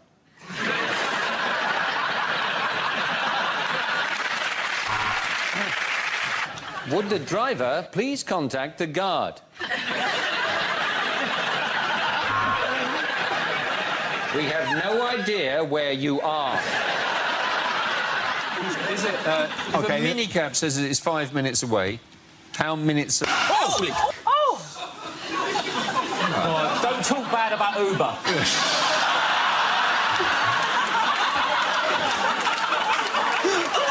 Well, here, the minicab industry has long fingers, isn't it? You don't want that today. Well, from now on, I'm taking a black cab. Unlikely things to hear on a history documentary. The Russians had Lemsip. The Americans had night nurse. This was the Cold War. Merry Christmas. Okay.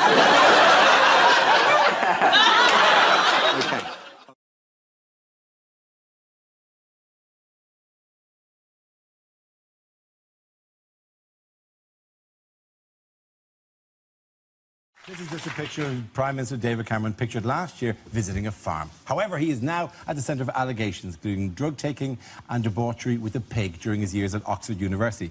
The claims are made by former Conservative Party Treasurer Lord Ashcroft in a new biography serialised in the Daily Mail this week. The PM spokeswoman said she did not see the need to dignify the book by offering any comment, and other sources close to Cameron later dismissed the pig allegations as nonsense and not true. So that's settled with it. We need never mention it again. They said they don't recognise the allegations. They didn't say they don't recognise the pig. That pig is not his type because it's alive. Yeah. So that's the point about it was a dead pig. Yeah, that's the point. If you've got a dead pig, some people, don't they put an apple in its mouth. What's wrong if you had a couple of plums as well?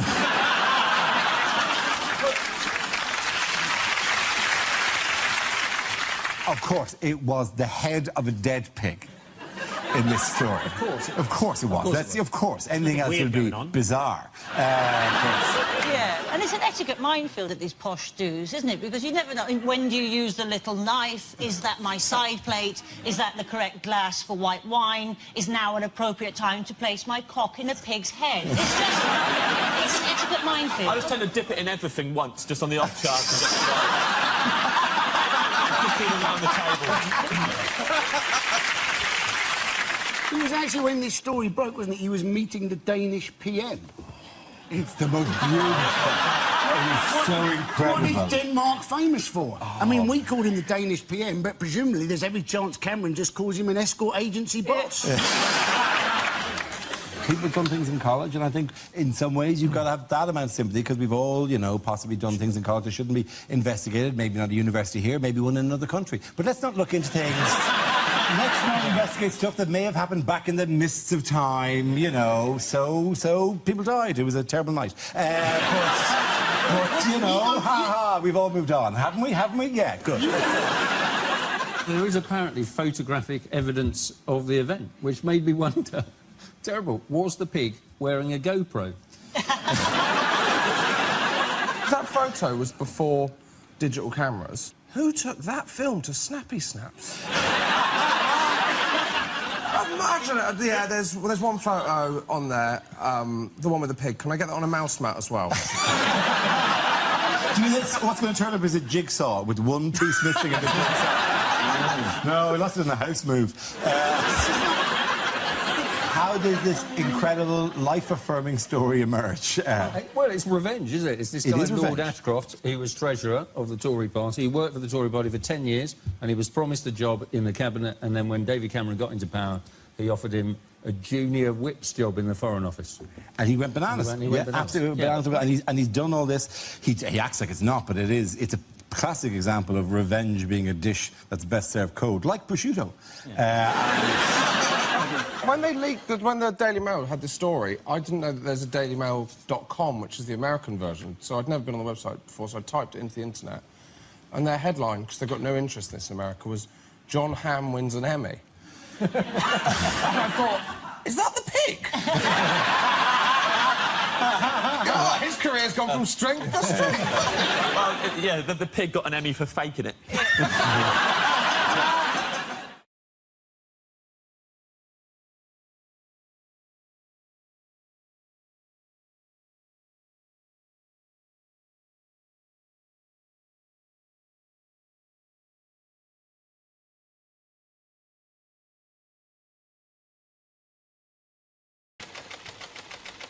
And the topic is travel.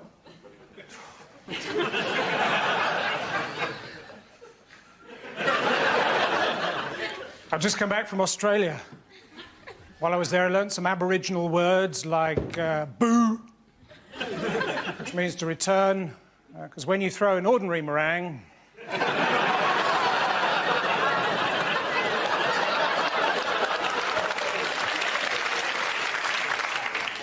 I didn't think much of the film on the plane coming back from Australia. It turned out to be a 24-hour animation of a plane travelling from Sydney to London.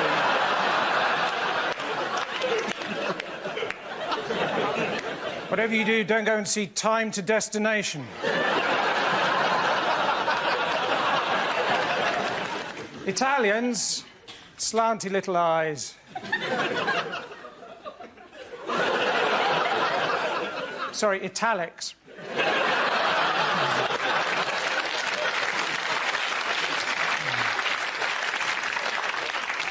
Just come back from Dartmoor, where I spent 3 days shooting at life-size models of Sarah Ferguson and Princess Diana.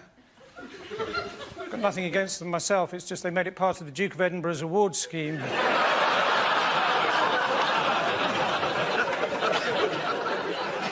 I've just come back from Russia.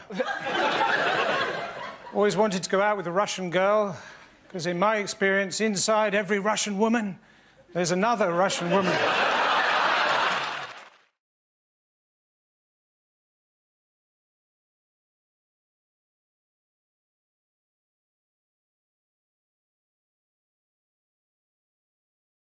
They put UKIP all in a line. I can show you what UKIP all in the line. UKIP. If you put up a banner, like, for example, after you've just been lost a by-election, it doesn't read as UKIP. It very clearly reads as Pookie. I'm voting Pookie. What does Pookie mean in Malaysian? It's a word for a female set of genitalia. It's vagina! Yeah. Pookie is the Malay, one of the many Malay words for vagina. You know what the other Malay word for vagina is? Is it vagina? No. Is it BNP? Yeah, it's not. It's Farage, isn't it? Farage, spelled F-A-R-A-J. Farage also means vagina. The Malays have so many wonderful words for vagina, and all of them are nicer than the word vagina. Maybe that's why he wants independence from all other countries, because Farage means fanny in all those countries. So I'm sick of it. It doesn't affect your political career. There is genuinely a member of the House of Lords called Lady Garden. How did Farage upstage the new leader? What did he do? Oh, did he go swimming naked? He did go, yes. Well, pants on, skinny dipping, they've called it. Well, it's a very odd celebration, though, isn't it? To celebrate leaving Europe by stripping off and swimming towards it. Yeah. I think... Serious suggestion here. Oh, yeah. Hello, by the way. I realise I haven't said hello to you today. Hello, James. Good to see you. Hello, good to see you all. My main point... I would like to compliment you on managing to find a jumper that's the exact same colour as your hair. Thank you. It's very good. And my shirt. And your shirt. I'm working on my skin. I'm hoping this soon I can just be completely in mustard and then hide in Coleman's. To seem, you know, churlish, but can we return to the topic at hand? Absolutely. Can you remember what the topic was? It is illegal to be naked in public. Oh, so he is did. it? Yeah, I mean, you can't take all your clothes off. Yeah, and so. Yeah, of course it is. I think people are really. Why did I for a second doubt that? I apologise. Like, is it? That's an interesting window on my views. What's wrong with you people? Just be relaxed. That's why we're all sitting behind desks. They're just bodies. He really hasn't retired, has he? So he's been to America, hasn't he? And he's worked with Donald Trump, hasn't he? He has. He's appeared with Donald Trump. And in America, he's known as Mr. Brexit. Which sounds like a sort of 1970s men's clothes shop to me. Where do you get your shirt? Mr. Brexit. In Malaysia, Mr. Brexit means vagina. Did you know that? What new challenge is Theresa May facing? Oh, there's a group. A group has been set up. Yes. I believe they're called Leave Means Leave. Yes, they are. And they're saying, we want Brexit now, hard Brexit. This whole thing feels like a really horrible game of would you rather, but they're both things you don't want. Like, would you rather have massive hands but they're not attached to your body, or tiny hands but they're strangling you?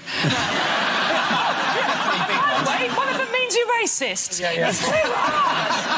It must be so hard for him. It must be so stressful, so confusing. Because I tried to switch from BT Sports to Sky Sports, and I ended up crying and just having both. I think I might have an idea in terms of solving, basically, because half of the country want to leave and half of the country or slightly more want to stay. Why don't we do a Robbie, like, where we leave, but we come back for big concerts? Yes. So, like, everyone's OK about it, the fans are happy when he does turn up, what a great surprise. But actually, most of the time, he's not in the band. So, sort of unexpectedly. Yes. So they have, like, the European things where there's 27 of them around and they're all just swaying gently. Yeah. And then it's like, I would rather have big hands, but they're not attached to my body. Fair enough. That's that, ladies and gentlemen. Good.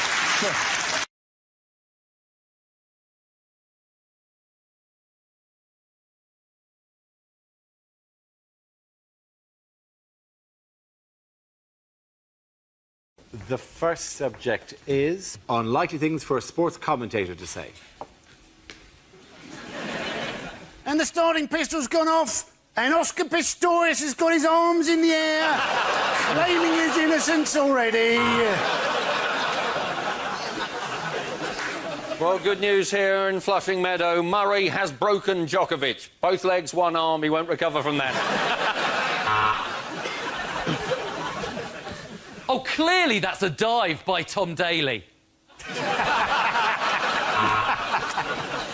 So it's 1-1 at half-time, and, sorry, I'm finding it hard to concentrate here. Gareth Southgate has just had me in absolute stitches.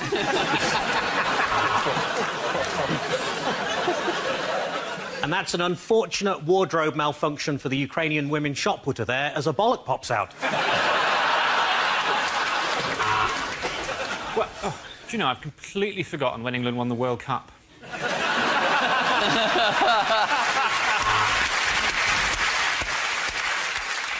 130 kilograms. This would be a world record, but this small Peruvian is determined to swallow it and get it through customs.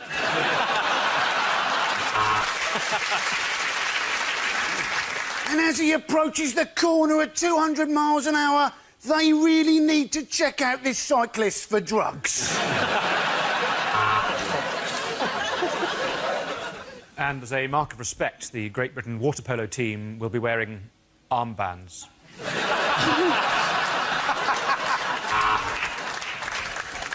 Croquet does not get better than this.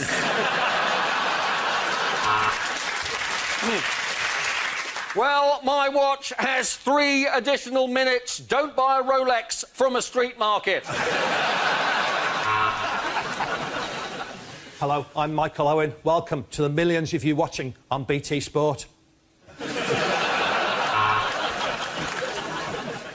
And he's got 4 off 1 ball. There's a lot of children that Lance Armstrong has fathered. And the sumo wrestler grunts as his opponent enters the ring. Pretty sure that move's illegal. Well, it's 1:30 and the covers are still on. Kevin Peterson simply won't get out of fucking bed.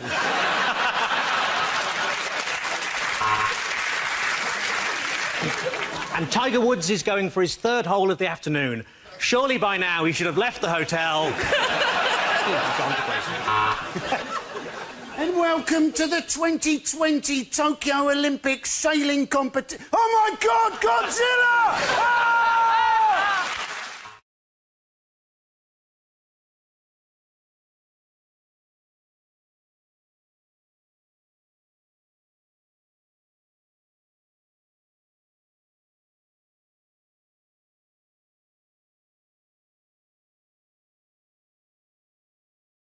So what was the story with it? Why are they... Well, it's all an argument about supposedly dangerous extremism in Birmingham schools. Yes. But you're thinking, surely everybody who's ever grown up in Birmingham has thought about blowing up most of Birmingham at some point or another. It's caused big problems in Birmingham, though, hasn't it? I mean, sort of community problems, the radicalisation of schools on one side against the other. There was this brilliant thing in The Guardian which said... there was a community leader said there was a wider concern that there may be a witch hunt against Muslims, he said. And then in a phrase which you may want to reconsider, he said, in which case all stakeholders will need to work together.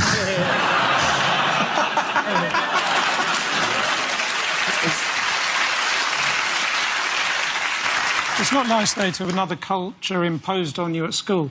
I remember when I was rushed to hospital with 80% Chinese burns.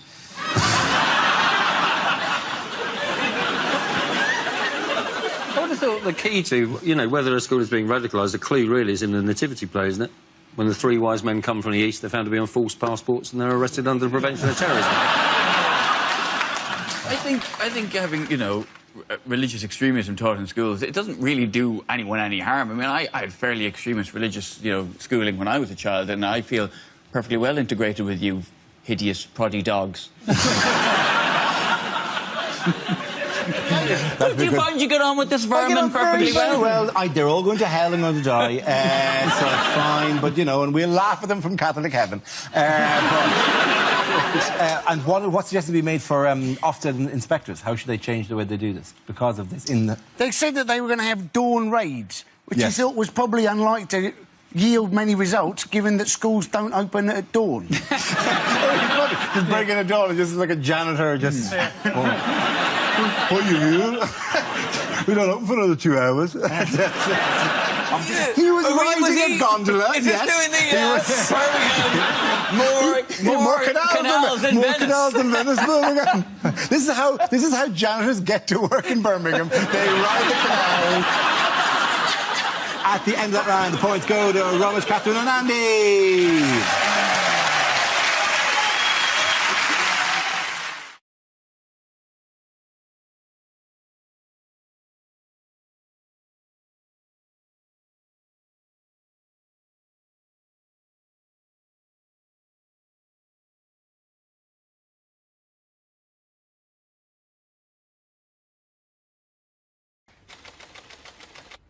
Subject is the West Country. Who? Russell. How can you not love the West Country? I've genuinely seen graffiti in Bristol during the last Tory campaign. Do you remember, are you thinking what we're thinking? Somebody had written underneath it, is it, do I like what's-its? It's phenomenal. Just wonderful, isn't it? I used to live there. I've moved away from Bristol because I was near a dogging site, which is just a bit odd, right? And, all right, I wasn't into it. I was just near a dogging site, right? And I was talking to my friend. I was like, Jane, why do they do dogging near the house, right? And she looked and went, apparently you got really great views of the Clifton Suspension Bridge. And you're like, well, you've got faith in humanity, haven't you? Just the idea that I tell you what. It's only when you're doing the nasty in a Cortina that you can truly appreciate the work of Isambard King of Brunei. That, my friend, is craftsmanship. Shall we? No.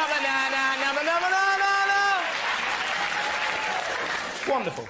Thank you very much, Arthur. OK, we're left with Michael and Andy. Let's spin the wheel again. The next subject is North-South Divide. There goes Michael. Right, yes. Now, I am from the south. Have you noticed? I have been north, up the M1, and I don't know what happens to the word the. It seems to disappear at about junction 25 on the M1, and the word the just goes, that's it from me, I'm getting off. You go on ahead. Are you coming with? No, I'm not interested up there. And then you get there and they don't have, they say, oh, fridge, oh, you're going up to, what are you doing? My first experience of this was when I went to the cinema in Leeds. I saw The Lion, the Witch and the Wardrobe. I had more fun asking the woman what it is I'd booked to see than watching the entire movie itself.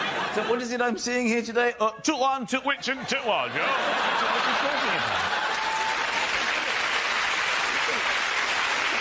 You're hearing this? Are you taking toothpaste? Yes, of course. I thought it might be a nice idea maybe to go to HMV and get a DVD of The Lion, the Witch and the Wardrobe, maybe The Good, the Bad and the Ugly, and perhaps an album by The.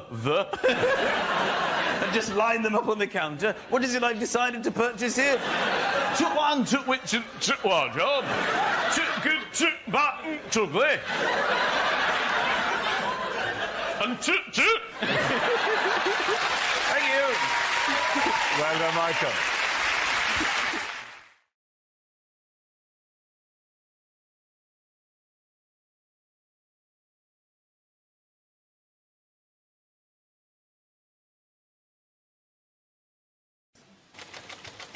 Now the topic is family. Oh, OK, fine. I did that run very well, didn't I? So, affording your own home is very difficult in today's climate, and recently I've been forced to live with a couple. They're called Dad and Mum. And one thing that my parents' friends all like to let me know is that they are down with the pervs.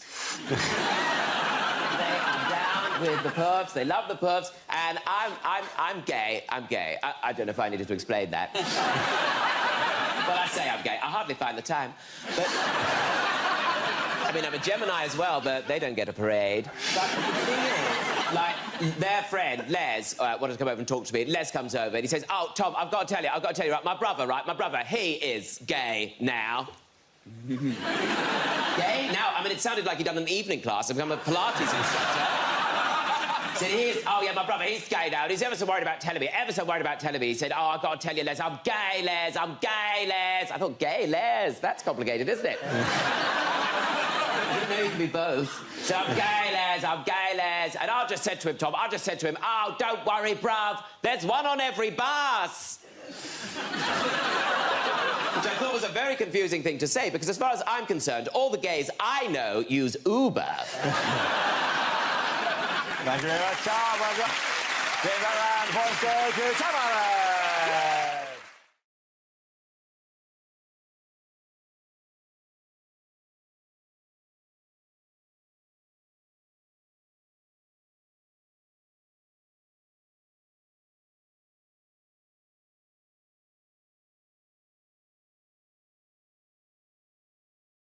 Our next round is called If This Is the Answer, What is the Question? On the board are 6 categories. Alistair, what category would you like? I'll go for sport, please. OK, Grant, your category is sport. The answer is 56 years. What is the question? Well, is it Eddie Izzard's next challenge for Sport Relief? I'm going to run for 56 years without stopping. In 3 languages. We're the family of chinchillas. Is it when somebody says they're 13 online, how old are they actually? Is it, when is the next train to Morden via Bank? Is this how old Dara will look when he's 45? Oh. It's just a suggest. She was 45 12 years ago. Is it... How long have BT been telling me my call is important to them? What is the age difference between the male and female presenters on Sky Sports News? Is it how long is part 2 of The Hobbit? How long does 56-year Ron Sale-Woodstein last for? I don't know about you guys, but this is the age of consent for my daughters. Is it at the time of the Big Bang? How long had Bruce Forsyth already been alive? Is it how long you could travel in space with the right oxygen supply and just Dara O'Brien for company?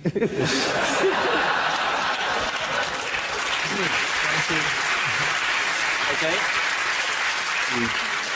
We'd both be very happy, thank you very much. Is it, how long is the gap between each edition of the monthly magazine I'm No Good at Maths? Is it pick an arbitrary length of time?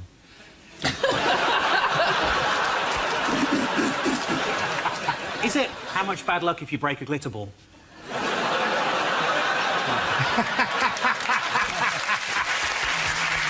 Proper joke.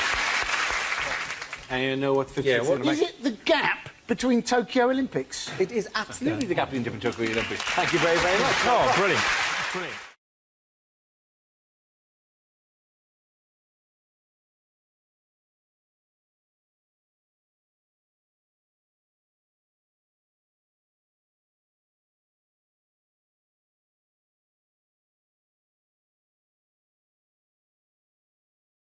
By how many seats did the Conservative Party fall short of an overall majority at this year's general election?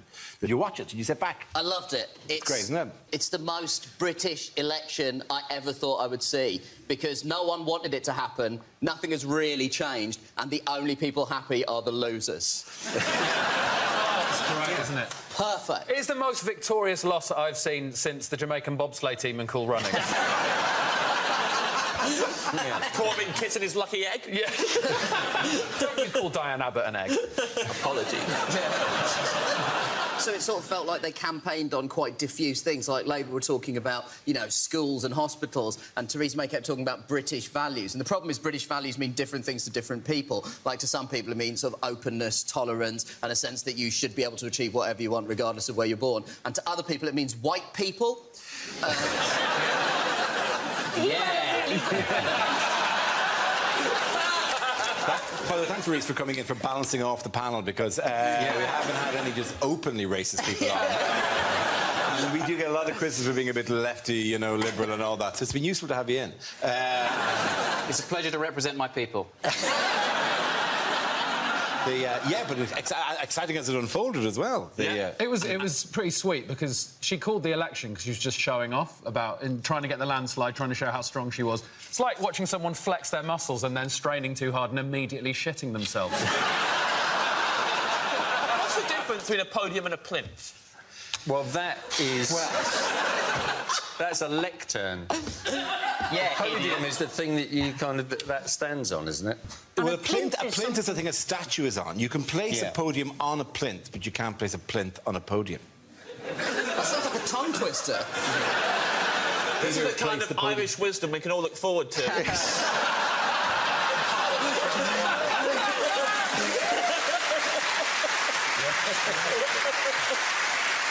Which neatly brings us to the Democratic Unionist Party, who are the new power brokers. Let me just reassure you that you may be enjoying my work, or Graham Norton's work, or Terry Wogan's work. The DUP are not in the whimsical end of Irish. They're not in the gentle comedy of the slightly wry look at life. They're in the chaining up swings on a Sunday so children can't play school of Irish politics. Why didn't you never tell us about them? Because, frankly... It's been 12 years or whatever this show's been going for, and you're just going, you know, all the stuff you normally say, that they won't let me fight the robots and robot wars or whatever. Just give me one round where I can fight the Rose with a weapon of my choice.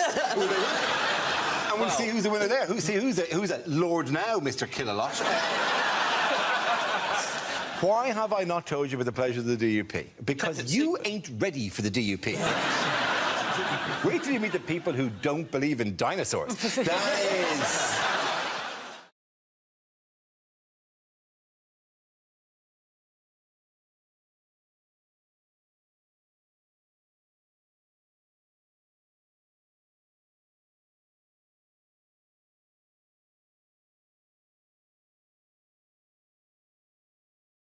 The next topic is bad ways for Gordon Brown to address the nation. You can take our lives, but you'll never take our freedom.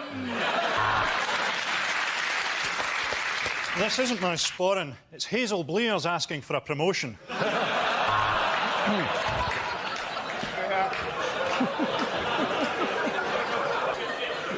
The economy is in ruins. I blame the previous Chancellor. You thought Tony Blair was a Watch this.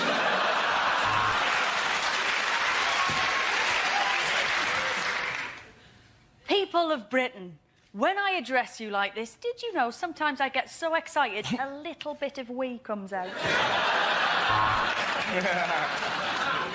You might like Tony more, but you'll hate my wife less.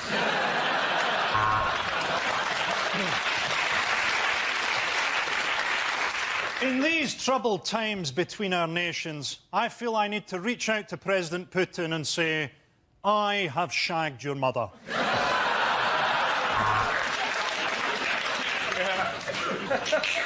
It's time you learnt the truth, Earthling. Citizens of New Atlantis, I bring greetings from our brothers, the Crabmen.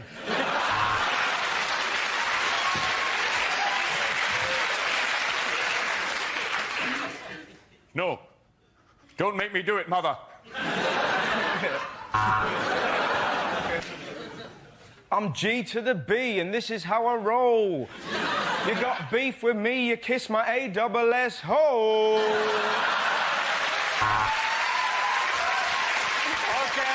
point over Frankie here live.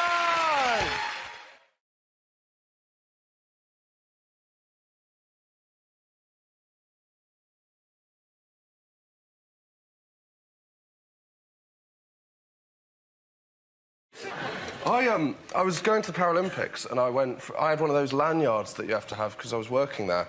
And I went for a fry-up at lunchtime and I was sat there and the guy came over and he said, oh, what's that? I said, oh, I'm going to the Paralympics in an hour. And he said, oh, what are you competing in? A, clearly I'm not a Paralympian, and B, as if I'd go, well, I'll have a fry-up before I... The most astonishing thing about this summit is the number of just the huge roll call of new heroes. Like, just watching Incredible Humans. David Radisha's world record-breaking 800-metre run. That was astonishing. I just sat there watching him thinking, how does a human being learn to run 800 metres that quickly? And then you find out that he was trained by an Irish priest, and you think, yep, that would do it.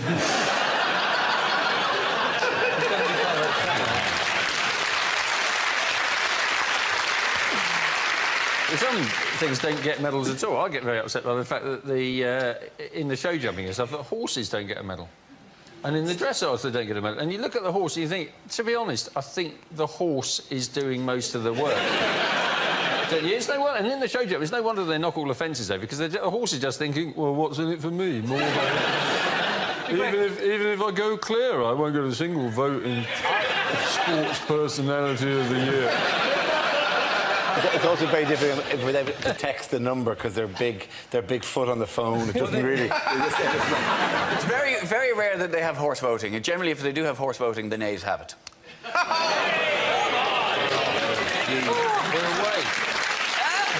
the best vote I've heard. Now we're starting. You get into mad sports. There's things that I didn't really know. I didn't know about the steeplechase. Before, but that's now my favourite race on the track. Is you just go around the track and then eventually someone puts a big fence in your way, which you have to leap over into a pool of water and then off you go. It's like the crazy golf of the track. They should completely embrace that. I think there should be a little bit further along. There should be a windmill that you have to run through. You have to avoid the sails clattering you. Big rotating Boris Johnson head halfway down the track. Just the mouth opening and closing. Going pah, pah, pah, pah, pah. I'm letting out athletes. I love the open water swimming. I thought that was great, the open water swimming. But I did think it was one of the very few events that Rio are going to do better. There's a lot more stuff in the water there.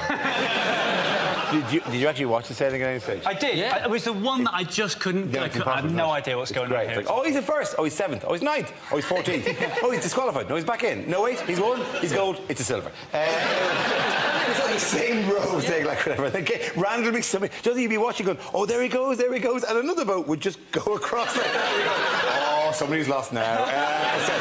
I was watching the Paralympic sailing and I thought it was quite boring until I realised I was actually watching a repeat of 3 Men in a Boat.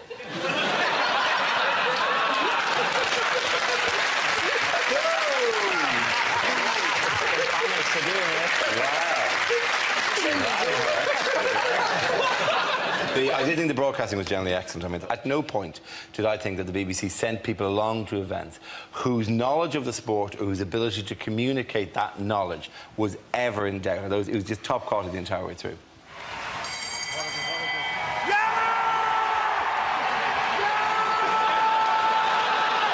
Look at the reaction of the Irish fans in attendance here at the XL Arena and what that signifies.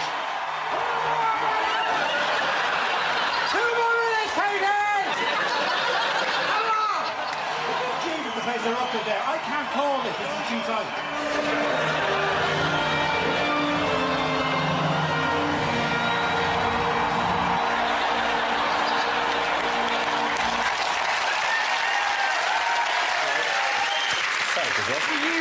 Were you actually sent there by the BBC, or do you two just carry a microphone around?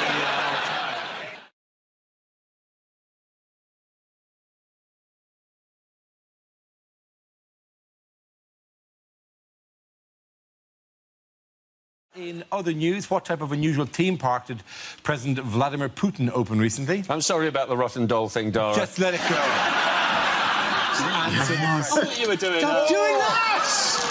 Oh, no! Do not damage the magical Christmas... OK, how has the behaviour of Western tourists upset people in Malaysia recently? Well... Saw that, didn't you? You saw the way I obviously didn't go straight to the only remaining person.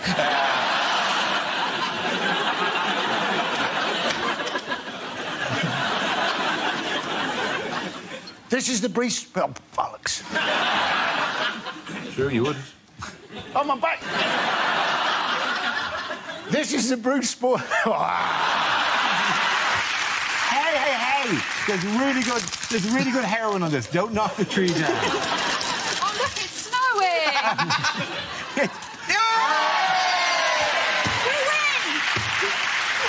Our next one is called Newsreel. Sorry. Right. You've got a cold, all right? Jesus. Why? You're also better than me. You've never had a cold, right? Obama versus Putin. Let the limp say fucking hell. What unusual present might people be giving this Christmas? That's right, jizz. Sorry, did anyone tell me why, sperm would be a Christmassy thing? Because it is Christmassy, you can write on the windows with it. Put it on again. Put it on again. The eye patch, yeah, put it on again. Go on.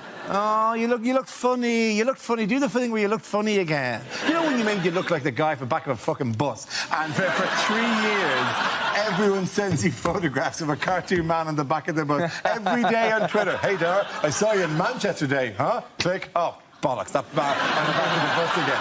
Do that with an eye patch, and then for years, every eye patch person in the universe, I will get sent him on Twitter. Happy? There. I'll take it on my nose. Is that all right? Is that all right? Oh, I hurt my nose.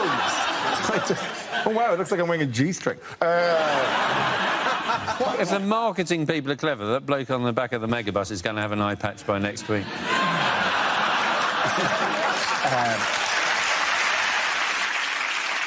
The next topic is unlikely things to hear at Christmas. I don't care how many presents he's left, there's reindeer shit all over the roof.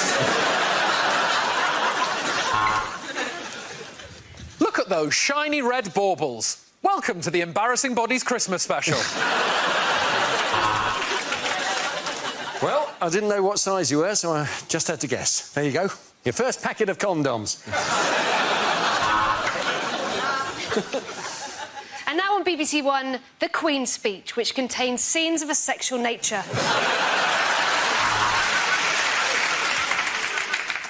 A crib full of straw? No, I asked to see the manager.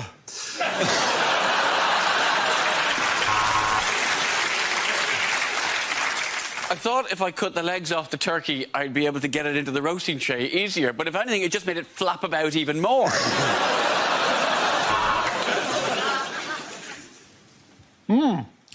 It's lovely to have venison for a change. Santa, how are you getting home?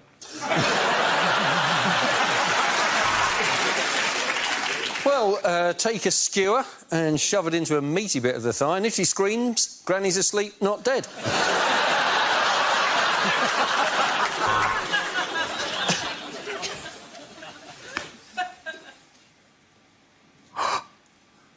Sorry, Tiny Tim.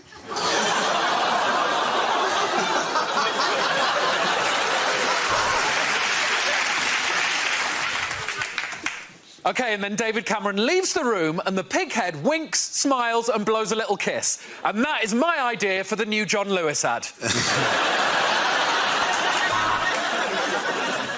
These sprouts are from Germany. They lied about the emissions again.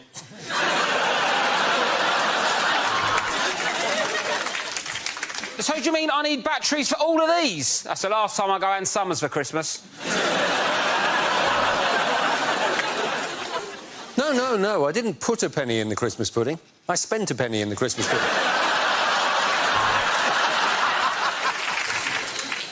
Vorderman Smiley McGiffin. No, Reverend, this is not what I meant when I said which carols do you want to do?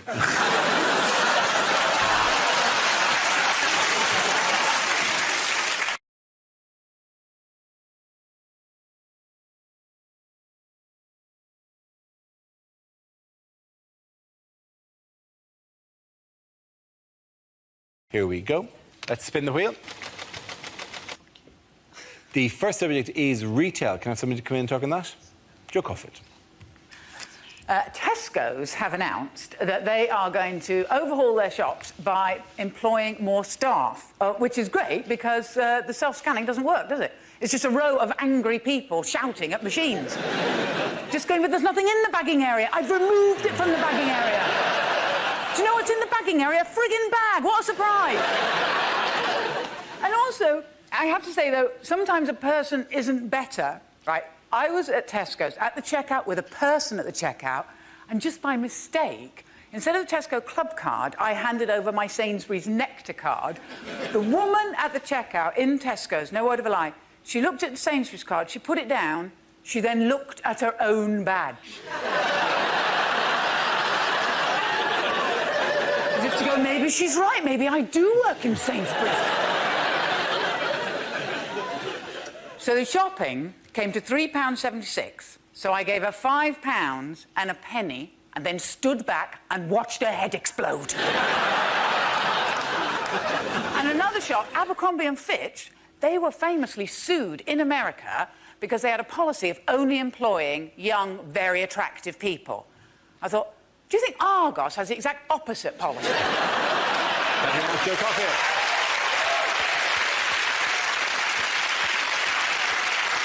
OK, let's spin the wheel again. The subject is health. Who wants to come in that? Cara. Right. I suffer from recurring stomach problems, which sometimes lead me into quite embarrassing situations. One happened when, about 2 years ago, I went to see Alicia Keys live in concert at the O2 Arena. That's not the embarrassing bit. En route to meet friends to go to the show, I stopped off with my doctor to get a little checkup, and he said it was all fine, but he wanted a stool sample, so he gave me a little pot and said, do your sample, drop it in the morning. So I put it in my bag and then went to meet friends for a drink before the show. About half an hour passed, I felt movement. I thought, I better do it now, I've got to drop it in the morning. So I went to a pub toilet and I did my sample in a pot and put it back in my bag, went out, didn't tell my friends what I'd done, we just carried on drinking. About half an hour later, it's showtime. Went to the O2 Arena, where I'd never been before, to see Alicia Keys. And I reckon it was about 30 metres from the front of the queue where I found out about their compulsory bag search system.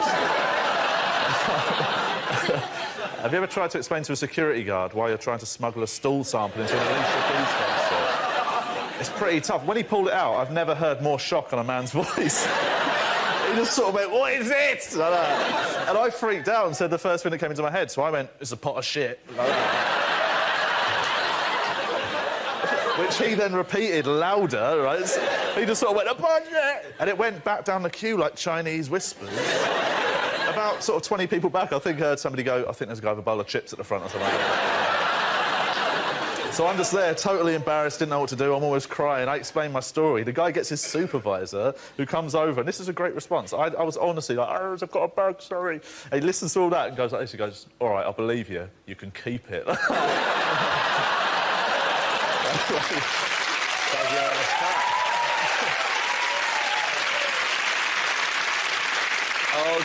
that leaves us with Milton. Let's see what you've been left with. Let's spin the wheel. The subject is relatives.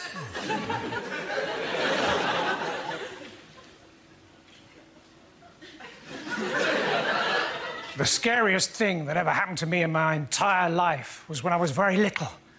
My dad said, I'm just going to pop upstairs. And he went upstairs and he popped.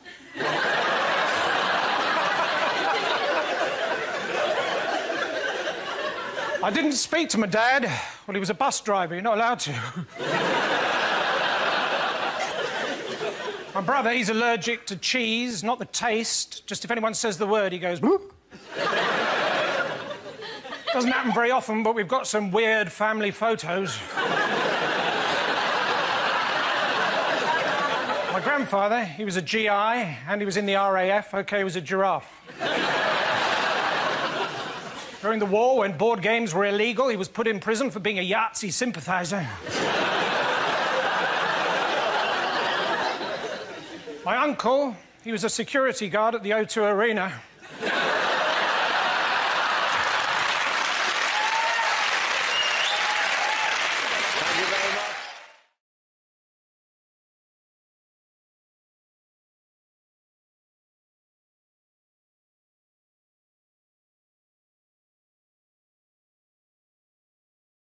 We start with a round called If This Is the Answer, What Is the Question? On the board are 6 categories. Holly, which category would you like? Politics, please. No problem. No, politics is the category. Let's have a look at the answer. 11.5 billion. What is the question? What is the amount I stand to win if the new royal baby is called Trevor?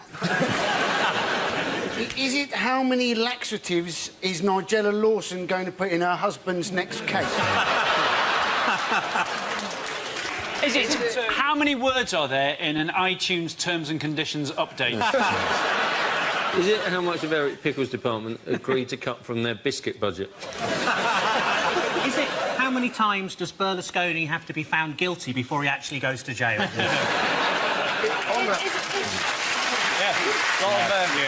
Wow.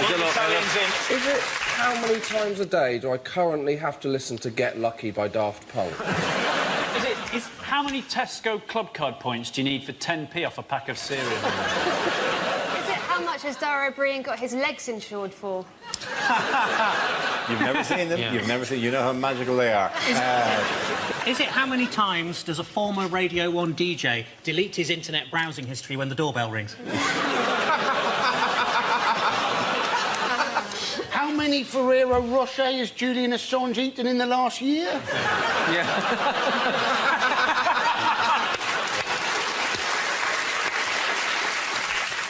Is it quite simply, think of a number?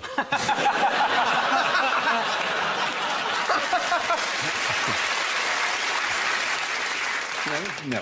Do they have the correct answer? Yes. How much money does George Osborne want the government departments to cut in the spending review? Absolutely right. Thank you very much, Chris. Alistair, thank you very much. Yes, the question I was looking for is how much money has Chancellor George Osborne agreed to cut from government departments in his latest spending review? Do we know when the spending review is supposed to kick in? When is this for? Well, this spending review, it's essentially cuts, isn't it? Yes. They call it review, but they mean cuts. Yes. I mean, imagine we all spoke like politicians. I, in fact, reviewed my toenails this morning, but I haven't been for a hair review for some time. The departments are all fighting about it, aren't they? Yes, they are. They're fighting, and some departments have done worse than others. The MOD have got off quite lightly, but that's quite understandable. It's very difficult to negotiate with the MOD because they've got guns. I dare they just walk in and just put them on the table. Yeah, or spin them. That'd be particularly impressive. They said, "Oh, I'm quite happy to negotiate this." Yeah. You know what? Pick a number. Other departments got off really lightly. I mean, nothing happened yet again to the Ministry of Sound, and.